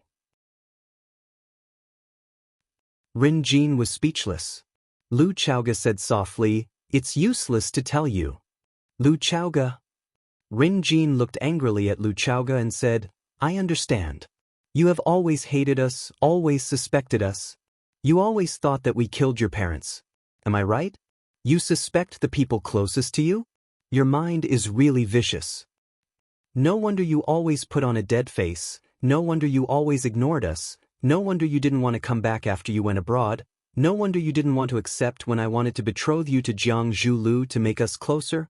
So it's because of this. So many years of love are going to be erased just because of your suspicion? Lu Chaoga, do you have a conscience? Are you cold-blooded and heartless to this extent?" Lu Chaoga looked at Rin Jin and said, "Aunt Ren, what do I have to say to make you understand?" "You don't have to say anything, I already understand. How do I express myself to make my counterattack more powerful?" Lu Chaoga continued to ask. You do treat me well, but there's a hint of hypocrisy in your smile. You don't treat me well because you like me, but because of your status and reputation. I understood this a long time ago. How many times have you quarreled with Uncle Jiang because of me? How many times have you suspected that I had an improper relationship with him? You told everyone that I was the best candidate for your daughter-in-law. Didn't you want to cut off the possible relationship between me and Uncle Jiang? Do you think this is how you treat me as your own daughter? You are good to me, Uncle Jiang is good to me, Jiang Zhulu is also good to me, so my life should be arranged by you. What should be said, what shouldn't be done. It's all up to you. I wanted to study abroad after high school, but you all opposed it. Didn't you agree in the end? What kind of effort did I put in for this? Lu Xiaoge asked. You forcibly took me back from the United States. Did you care about what I thought? You forcibly arranged for me to be your daughter-in-law. Did you consider my feelings? Or, do you care whether I like him or not? Yes, it's because you treat me well that I can't resist. Because my parents died early, I was raised and taken care of by you. I have to live for your wishes. Is that right? Do you understand how I feel? Every time you peel an apple for me, I will think about what you are going to ask from me. Every time you personally cook a bowl of noodle soup for me, I have to think about what kind of deal is behind this bowl of noodle soup. So, I don't want to talk more and more, my life is getting more and more depressed. Every day when I wake up, I feel that my skin is stiff, the air is thin, and even breathing is difficult. Auntie Ren, do you know that I have depression? Do you know that I have seen a psychiatrist? Do you know that I have thought about suicide? Rin Jin's expression was dull. She really didn't know about this. Fang Yan was also stunned for a moment. The strong and cold Principal Lu actually had the thought of suicide? She also had such a weak moment? Even so, you still think that I don't know how to be grateful, and that I am heartless to you all? Lu Chaoga looked at Ren Jin like a knife and said, Auntie Ren, I think you don't understand what is called gentle violence, right?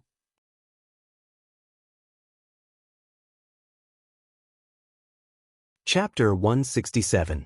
Phew! After saying these words, Lu Chaoga took a long breath of fresh air. Too easy. Too comfortable.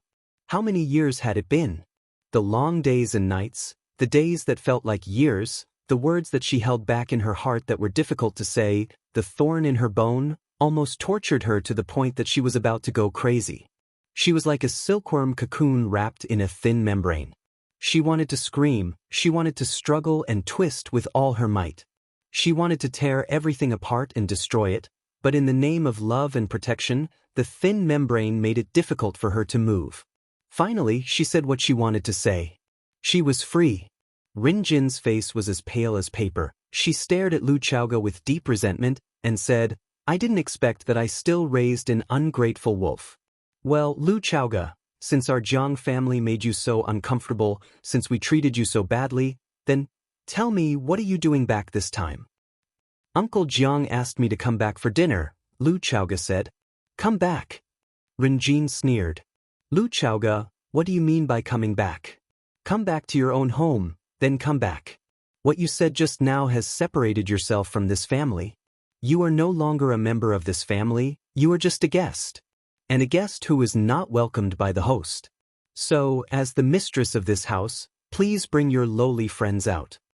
Fang Yan was angry and said, We are Lu Chaoga's friends, but we are not dirty. Fang Ying was also very angry. He slapped Fang Haohen's head and said, Fang Haohen, go eat another glass. Fang Haohen looked at Fang Yan pitifully, not knowing whether he should eat or not. Aunt Ren, don't call me Aunt Ren. Rin Jin angrily interrupted Lu Xiaoga's words and coldly said, Lu Xiaoga, from today onwards, the kindness between us is severed.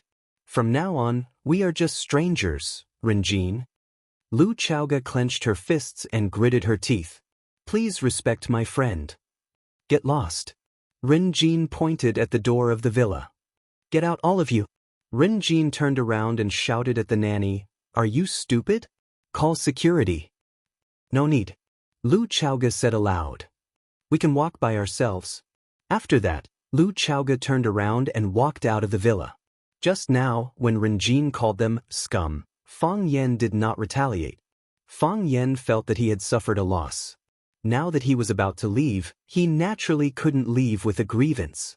Fang Yan slapped Fang Haohen's head and shouted, "Fang Haohen, eat all the glasses in their house."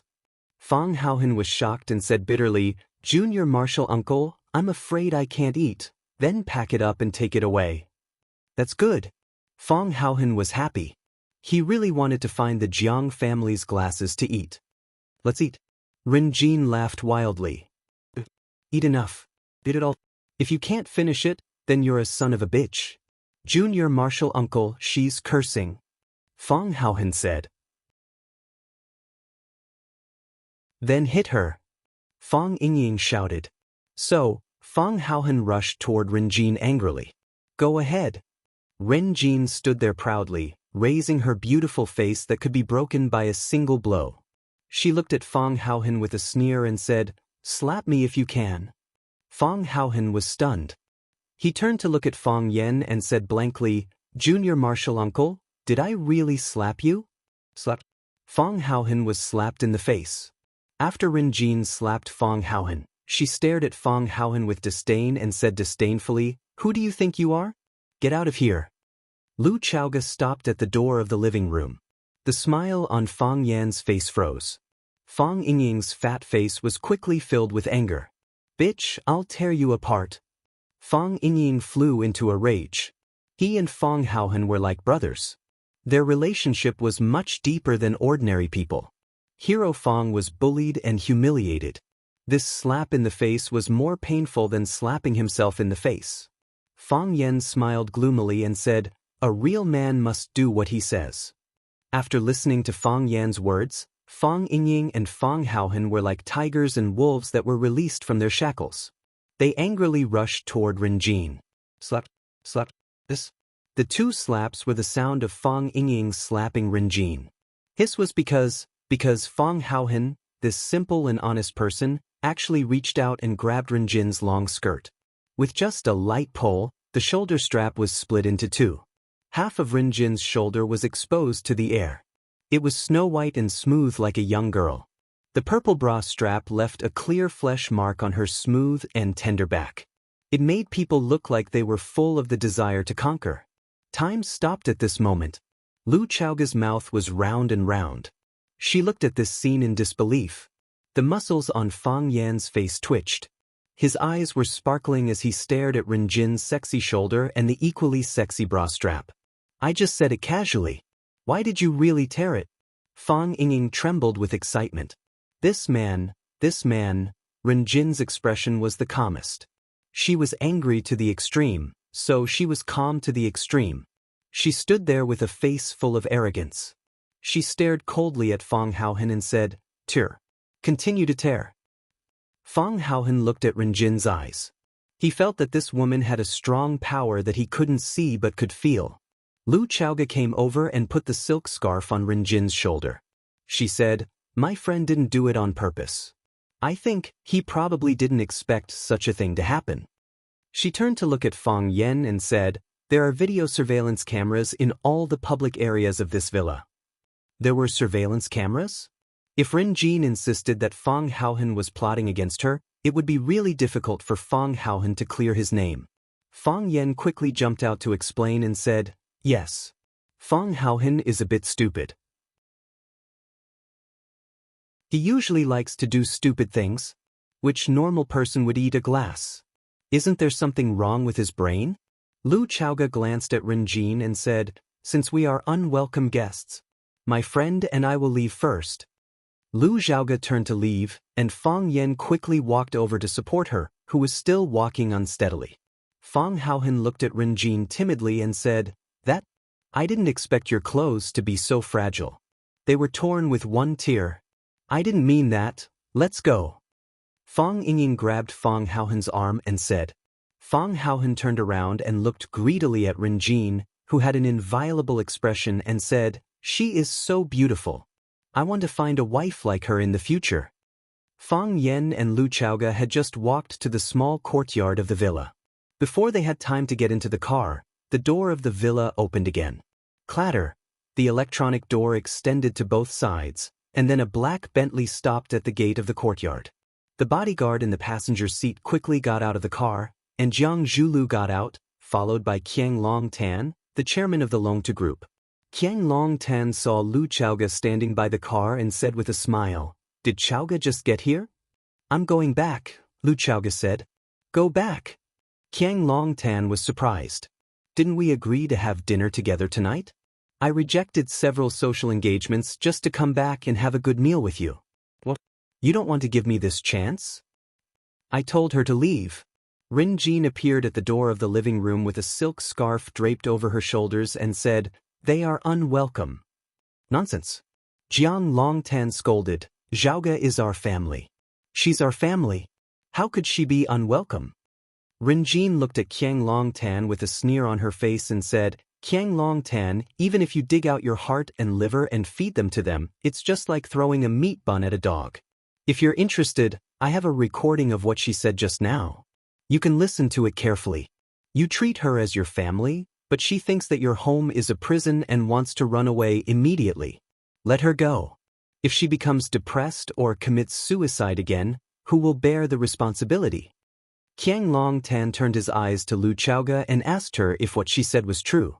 Lu Chaoga nodded and said, "Uncle Jiang, let me go. I don't want to have dinner with her. I don't think anyone has an appetite now." Fang Yingying and Fang Haohan both wanted to say that they had an appetite. They had been busy for half a day and were still hungry. But Fang Yen stopped them with a look. They swallowed and didn't say anything in the end. Jiang Longtan heaved a deep sigh and said, "Family harmony brings prosperity to all things. I'm responsible for the mess at home. Well, since I can't eat anymore, let's sit down and talk about something. I have to discuss this matter with you personally." Lu Chaoga looked at Qiang Longtan and asked, "What is it?" Jiang Longtan's brows deeply furrowed as he solemnly said, "A lot of things have happened recently. First, you were attacked and then Lu Jing died suddenly. To be honest, I'm under a lot of pressure. I, Qiang Longtan, can say that I have a clear conscience, but I still can't ignore everyone's views and criticism. Everyone outside is saying that I'm the one who did it. They say that I killed him in order to control the whole Longtu Group. I know that I'm not that kind of person. The reason why I haven't made that decision is because I think that the power of the whole is the strongest and the most competitive." Qiang Longtan looked at Lu Chaoga with a gentle expression and kind eyes, as if he was looking at his most beloved daughter, and said, "I just held a meeting with the company's top management, and a lawyer notarized it on the spot. I'm going to transfer your father's shares to your name. In other words, I'm going to give you half of the Longtu Group. You deserve it."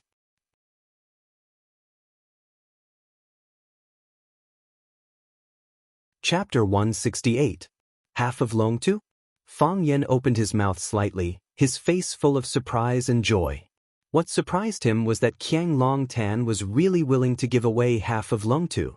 Although Lu Chaoga's father, Lu Mingtu, had founded Longtu Group with Qiang Longtan, and the company name, Longtu, was taken from Qiang Longtan's and Lu Mingtu's names, Lu Mingtu had used his technology to invest in the company. Moreover, due to his untimely death, the Lu family had long been separated from Longtu Group. The reason why Longtu Group could develop to its current scale was almost single-handedly created by Qiang Longtan. It could be said that Qiang Longtan was fully deserving of the soul and king of Longtu Group. However, Qiang Longtan was actually willing to split the product of his hard work into two and give it to the daughter of an old friend? What surprised him was that with the current market value of Longtu Group and the possible future profits, Lu Chaoga would become a millionaire overnight. Fang Yen originally thought that he had hugged a thick thigh, but in the blink of an eye, this thick thigh had become a giant thigh. As long as Lu Chaoga took over these shares, her name might appear on the next Forbes World's Richest list. In this case, Lu Chaoga would be too embarrassed to take back her Rosefinch courtyard, right? Fang Yen was already full of expectations for his future life. As long as he continued to curry favor with Lu Chaoga and maintain a close friendship and comradeship with Lu Chaoga would bring him to eat, drink, and sleep with big breasts. The problem was, did Qiang Longtan's actions prove that he was really not the murderer who killed Lu Chaoga's parents? Fang Yen felt that his IQ was not enough. The situation in front of him was getting more and more confusing. Fang Yingying and Fang Haohan, these two idiots, didn't understand what Qiang Longtan's words meant. Fang Haohan's eyes occasionally glanced at Ren Jin, who was on the steps. The more he looked at her, the more he felt that this woman was interesting. Fang Yingying was trying to persuade him to give up on this idea, telling him that the women in the city were tigers and that he should avoid them at all costs. Jiang Zhuliu's expression was calm. It seemed like he already knew about his father's actions. Instead, Ren Jin's expression changed greatly, and he snapped, "Qiang Longtan, have you discussed this with me before you made such a decision?" Qiang Longtan glanced at Ren Jin and said with a smile, "What's there to discuss? Didn't I just say that? This is what Chaoga deserves." Deserved? Ren Jin sneered. Then it's really easy for her to earn money. What has the Lu family done for Longtu all these years? What has Lu Chaoga done for Longtu? When you were working overtime at the company day and night, she was studying and traveling in the United States with a designer bag on her back. When you were begging for help with a glass of wine in your hand, she was fulfilling her dreams and hobbies at school. Who developed Longtu? Without you, Qiang Longtan, would Longtu be what it is today? Would Longtu be what it is today? Would Longtu be as valuable as it is today? She was living a pure and innocent life, and everyone took care of her. Now you've given away half of Longtu with just a few words. Qiang Longtan, let me tell you, I don't agree. Qiang Longtan smiled bitterly and said, "Ren Jin, don't make trouble out of nothing. I've already held a board meeting before I came back, and now this decision has been approved by the board." Make trouble out of nothing? Ren Jin's expression was extremely ugly. Anyone who heard that their husband had given away billions of assets to someone else would have such a reaction. Moreover, this was a woman she hated very much. At that time, the investment in Longtu was made by me. According to the laws and regulations of joint property, I own half of your shares in Longtu. So, I also have the right to vote. My attitude is that I don't agree. Okay. Qiang Longtan's expression turned serious and said, "I'll explain this to you later." That's settled. Qiang Longtan turned around and shouted, "Jiang Zhulu." Jiang Zhulu came forward and took out a document from the file bag in his hand and handed it over. Qiang Longtan took the document and handed it to Lu Chaoga, saying, "Chaoga, take this document back and have a look. The shares will take effect after you sign it." Lu Chaoga's expression was calm, but she looked at Qiang Longtan thoughtfully. "Take it." Qiang Longtan smiled warmly and said, "Although this sounds a little distant, we'll be working partners from now on." Lu Chaoga took the document from Qiang Longtan's hand and said softly, "Thank you. You really do owe me a thank you." Qiang Longtan nodded and said with infinite emotion, "I've indeed invested too much in Longtu Group, time, energy, and everything. Fortunately, we're still a family. Longtu won't be divided, it's still a strong whole." "Yes." Lu Chaoga said, "Longtu won't be divided, it's still a whole. It's always been like that." Jiang Zhulu walked up to Lu Chaoga, smiled elegantly, and said in a very gentlemanly manner, "Chaoga, congratulations. To be honest, I'm a little uncomfortable with my father's decision. That's half of Longtu we're talking about. But I still have to congratulate you. As my father said, you deserve it. The Jiang family isn't as greedy as people think, and we don't covet other people's things. Now that you've gotten back what belongs to you, I hope you'll be able to let go of the knot in your heart and be truly happy." Pausing for a moment, he glanced at Fang Yen beside him and said, "Also, I want to say that I haven't given up. My pursuit of you has just begun." "Why are you saying that?" Qiang Longtan waved his hand and said, "I'm innocent. There's nothing to explain. But I won't get involved in your pursuit of Chaoga. That's between you young people. Chaoga, there's something I need your help with.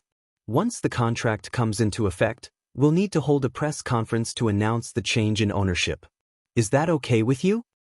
"No problem," said Lu Chaoga. "Good." Qiang Longtan nodded. "It's settled. If it's not convenient, I won't force you to stay for dinner. I'm tired. I'll let Zhulu drive you." Qiang Longtan waved his hand and walked up to Ren Jin, who was standing on the steps, looking exhausted. Lu Chaoga's car started up slowly, and the light from the back of the car shone on the wall, Qiang Longtan, Rin Jin, and Jiang Zhulio's faces. The light flickered on and off, and the expressions on their faces changed. It had been raining for a few days, and the nights in Huaqing were damp and cool. 19-step street used to be narrow and short, and people who had nothing better to do would only need 19 steps to walk the entire length of the street. Of course, 19-step street was no longer what it used to be. It was now one of the busiest streets in Huaqing. A young man and a young woman walked on 19-step street, attracting the attention of countless onlookers. Some people even took out their phones and tried to take pictures of them. The girl looked to be about 18 or 19 years old. She wore a simple white dress, a pair of red leather shoes, and a long leather shawl. She didn't have any accessories on her, but everyone who saw her felt that she was elegant and noble, and they forgot about the world. The man standing next to her gave off a strange feeling. He was slightly older than the girl, and he wore a white casual outfit. He couldn't be considered handsome, and his facial features weren't exquisite. His eyes looked a little too small, his lips looked a little too thick, and his nose didn't meet the standards of a male god that girls expected. However, when all these flaws were put together, it gave off a feeling of perfect harmony. He wasn't cold or handsome, but he had a unique aura. Even when he was walking with the girl next to him, no one thought that he would lose points or be a flower stuck in cow dung. They should be together. That was what everyone thought. The two of them walked aimlessly, their eyes focused on the road in front of them. They didn't look left or right, nor did they have the intention to shop. They looked more like they were walking than shopping. "You're so boring," Qinitin said. The man smiled shyly, revealing two deep dimples on his face. He touched his nose and said embarrassedly, "Many people say that. You said you wanted to see the night view of Huaqing? That's why I brought you out." "I've already seen it." The man nodded and said, "Every step we take is the night view of Huaqing." "Have you really seen them?" The people on this street, the dense crowd, the men and women walking towards us or brushing shoulders with us. Do you really think you've seen them with your own eyes? Qin Etienne said with a cold smile, "I'm really curious, what kind of people can catch your eye?" "We've walked 749 steps on this street. There are 212 men, 1,656 women, and 19 children. There are 3 mothers carrying their children, and 1 pregnant woman." She continued, "We've walked 749 steps on this street, and there are 212 men, 1,656 women, and 19 children. Oh, we walked past 2 Nike stores and 2 opticians. I didn't pay much attention to the rest. After all, I'm really not very interested in these things." The man said with a smile. He still looked like a shy little boy when he smiled. Qin Etienne sighed softly and said, "They say you have a photographic memory and that your mental calculation ability is unparalleled in the world. Looks like it's true." "You also have a lot to learn from me," the man said. "The people around me keep telling me that." "What do you think you need to learn from me?" Qin Etienne asked. "I don't make tea as well as you do, don't dress as well as you do, don't have a grasp of fashion, don't sing, don't dance, and don't even like to talk." The man lowered his head and said, "I think I have too many things to learn from you, right? But you're Jiang Junling." Qin Etienne curled his lips and said, "Huaxia's hero Jiang Junling. Not every outstanding young man can get such an evaluation, right?"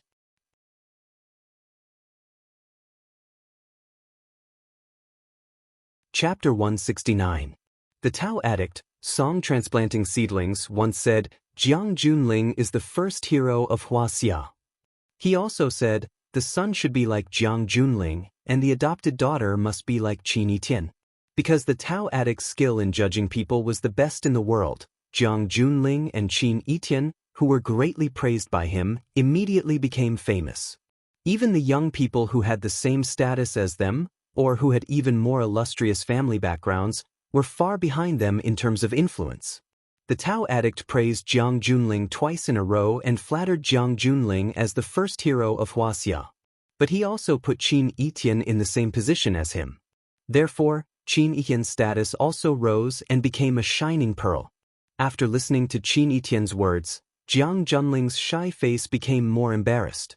He shook his head and said, "There are many talents in Yanjing and heroes are like carps crossing the river. Huaxia is a big place with many talents.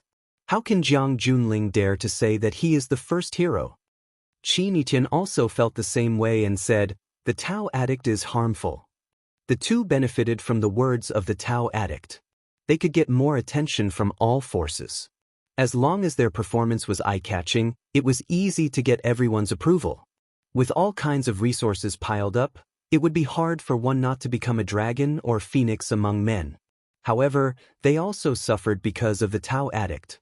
They were still young and had a free and unrestrained heart. Being stared at by so many pairs of eyes, they also felt a great pressure that could penetrate through any opening. As long as we don't take its false reputation seriously, others won't take us seriously. Jiang Junling said, "The best thing humans are good at is forgetfulness." "It's boring to talk to you," Qin Yitian said. Jiang Junling smiled and said, "You are the first person to talk to me like this. Others may think so, but they have never said so." Qin Yitian ignored him and turned to walk into the alley next to the pedestrian street. This alley was a street of snacks. There were juice shops, fruit shops, fried ice shops, fishball shops, and even more barbecue shops. 10 o'clock at night was the time when the barbecue stall's business was at its peak. Countless men and women gathered around the square tables, ordering a few skewers of lamb, chives, and eggplants to go with the wine, playing finger-guessing games and having a great time. Qin Yitian found an empty table and sat down, then shouted, "Boss, order." The proprietress came over with the menu. When she saw Qin Yitian's face clearly, she was stunned. The eloquence that she had developed over the years in the night market suddenly disappeared. It was as if she had suddenly lost the ability to speak. She wanted to praise Qin Yitian, but she couldn't bring herself to say it. For the first time, she felt that praising someone was actually a form of blasphemy. Qin Yitian took the menu and began to look through it. Then he ordered quickly, 4 skewers of beef, 4 mutton skewers, 2 chicken feet, 2 corn, 2 chives, and a portion of white bean sprouts. "Give me 2 mugs of draft beer." "Thank you. Miss, you alone." "I'm afraid you can't finish so much," the proprietress kindly reminded her. Qin Yitian pointed at Jiang Junling and said with a smile, "I have companions. But I'll go prepare now." The proprietress smiled fawningly and trotted away. Qin Yitian waved at Jiang Junling and said, "It's my treat tonight." Jiang Junling smiled but didn't say anything. He stood far away from the barbecue stall and didn't want to move. He didn't want to sit on the greasy stool and accompany Qin Yitian to eat the barbecue food of unknown origin. "Jiang Junling, you still can't put down that stinky attitude?" Qin Yitian said sarcastically. "My attitude isn't stinky. How can it be stinky?" Jiang Junling said with a smile. "Enjoy it. I'll wait for you." "How boring." Qin Yitian looked at Jiang Junling and said. At that moment, the beer that Qin Yitian ordered was served. She picked up 2 mugs of beer and walked straight to the group of men at the next table. She said, "Are you guys playing finger guessing? Count me in." As she spoke, she had already picked up a plastic chair with her foot and sat down. She put the beer on the table and said, "Can we start now?" Silence. Dead silence. The pupils of the blonde skinny boy expanded, the acne on his pigtail opened his mouth wide, the azure dragon tattooed on his left arm and the heavenly wolf tattooed on his right arm, the big fatso who bragged to his friends that he wanted to drink the strongest alcohol, eat the fattest meat, and use the sharpest sword to fuck the sexiest woman, just like the protagonist of a novel by Gu Long. Everyone looked at Qin Yitian in surprise, looking at the woman who suddenly appeared in front of them. They were a little nervous, a little scared, but most of them didn't know what to do. This woman? She can't be a female demon, right? Knowing the background of the people at the table, the lady boss was worried that the delicate girl would be at a disadvantage sitting with them. She was about to come over and give her a friendly reminder, but the scene that unfolded in front of her left her puzzled and confused. The most vicious and greedy gangsters of the 19th Street welcomed such a fat sheep with this kind of attitude? What? You don't want to? Qin Yitian raised her eyebrows and asked. Her frown made the hearts, livers, lungs, and other organs of the gangsters melt. Azure Dragon Sky Wolf looked at Qin Etienne carefully and said, "Girl, we don't know what kind of game you like to play. I'm fine with any kind. You guys can teach me." Qin Etienne said, "Then let's play the 15 to 20 game we just played? Up to you. Start." Azure Dragon Sky Wolf shouted loudly. The others were also excited. With such a goddess on the scene, who wouldn't be on their best behavior? What was that saying again? When men and women pair up, drinking is only enjoyable. While Qin Etienne and the gangsters were having fun drinking and playing finger guessing, Jiang Junling was standing at the place where he had just stopped. His clothes were immaculate, his hair unruffled, his back ramrod straight. He maintained a calm and gentle smile on his face. Even if he had to wait for a long time, he wouldn't look anxious at all.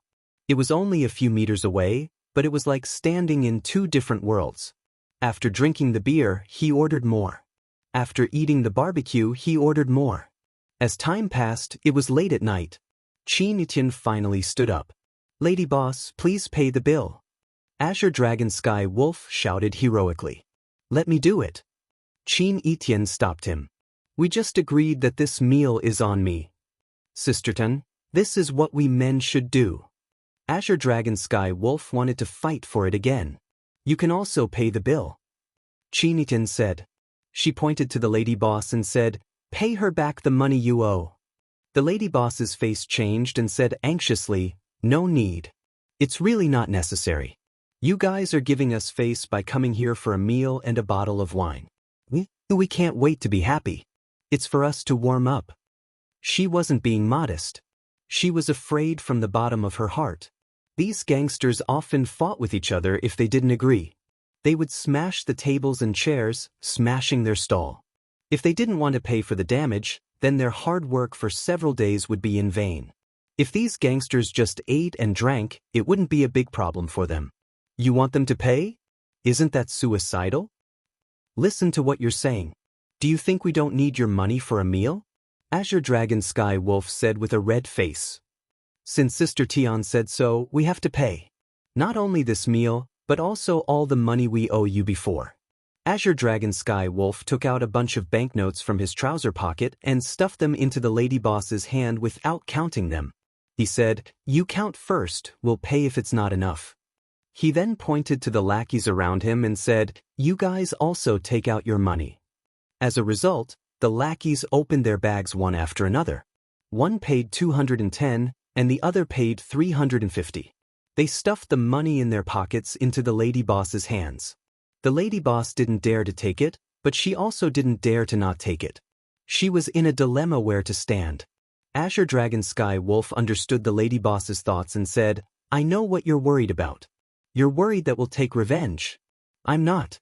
I'm really not." The lady boss's explanation was very weak. "Lady boss, don't worry. We won't take revenge. Absolutely not. Not only will we not take revenge, but from today on, your stall will be under my protection. If anyone dares to fight here and eat without paying, they'll have to ask me first if I'm willing." Azure Dragon Sky Wolf looked at Qin Etienne and said, "Sister Tian, I know you're not an ordinary person. Don't think that I'm uncultured. My eyes have never been wrong. It's my great fortune to be able to meet Sister Tian at this barbecue stall and to be able to drink and play finger-guessing games with us. It's also the fortune of my brothers. I'm a grateful person. I met Big Sister Tian at Lady Boss's barbecue stall and got the chance to drink with Big Sister Tian. So, I'm going to repay Lady Boss's kindness now. Does Big Sister Tian feel at ease now?" Qin Etienne smiled and nodded. She looked at Azure Dragon Sky Wolf with her beautiful eyes and said, "I've never doubted you." Qin Etienne waved at them, and the group of gangsters shouted affectionately, "Sister Tian, take care." The autumn wind was bleak, and the lady boss stood in the wind with a handful of banknotes in her hand. Qin Etienne walked right past General Jean, not bothering to greet him. Jiang Junling took the initiative to follow him and said with a smile, "Qin Etienne, do you think this kind of life is interesting?" "Interesting," Qin Etienne said. "I like this kind of life. Jiang Junling, you're not down to earth. Why do I have to be down to earth? Jiang Junling said with a smile. We and them are not the same kind of people. You sit with them, you drink and play finger-guessing games with them, you call them brothers. But you're still above them. You're always looking down at them, and they're always looking up to you. Isn't that the case? Jiang Junling smiled brightly, revealing his snow-white teeth, and said, They can't enter our world, so I won't easily cross into their world. You're tuning in to the Passion Pages YouTube channel. We're so grateful for your support, and don't forget to subscribe to join us on this incredible journey through captivating stories. Your generosity through donations truly makes a world of difference, as it's the primary source of revenue that allows me to expand and enhance this channel for you. Thank you from the bottom of my heart for being a part of this adventure.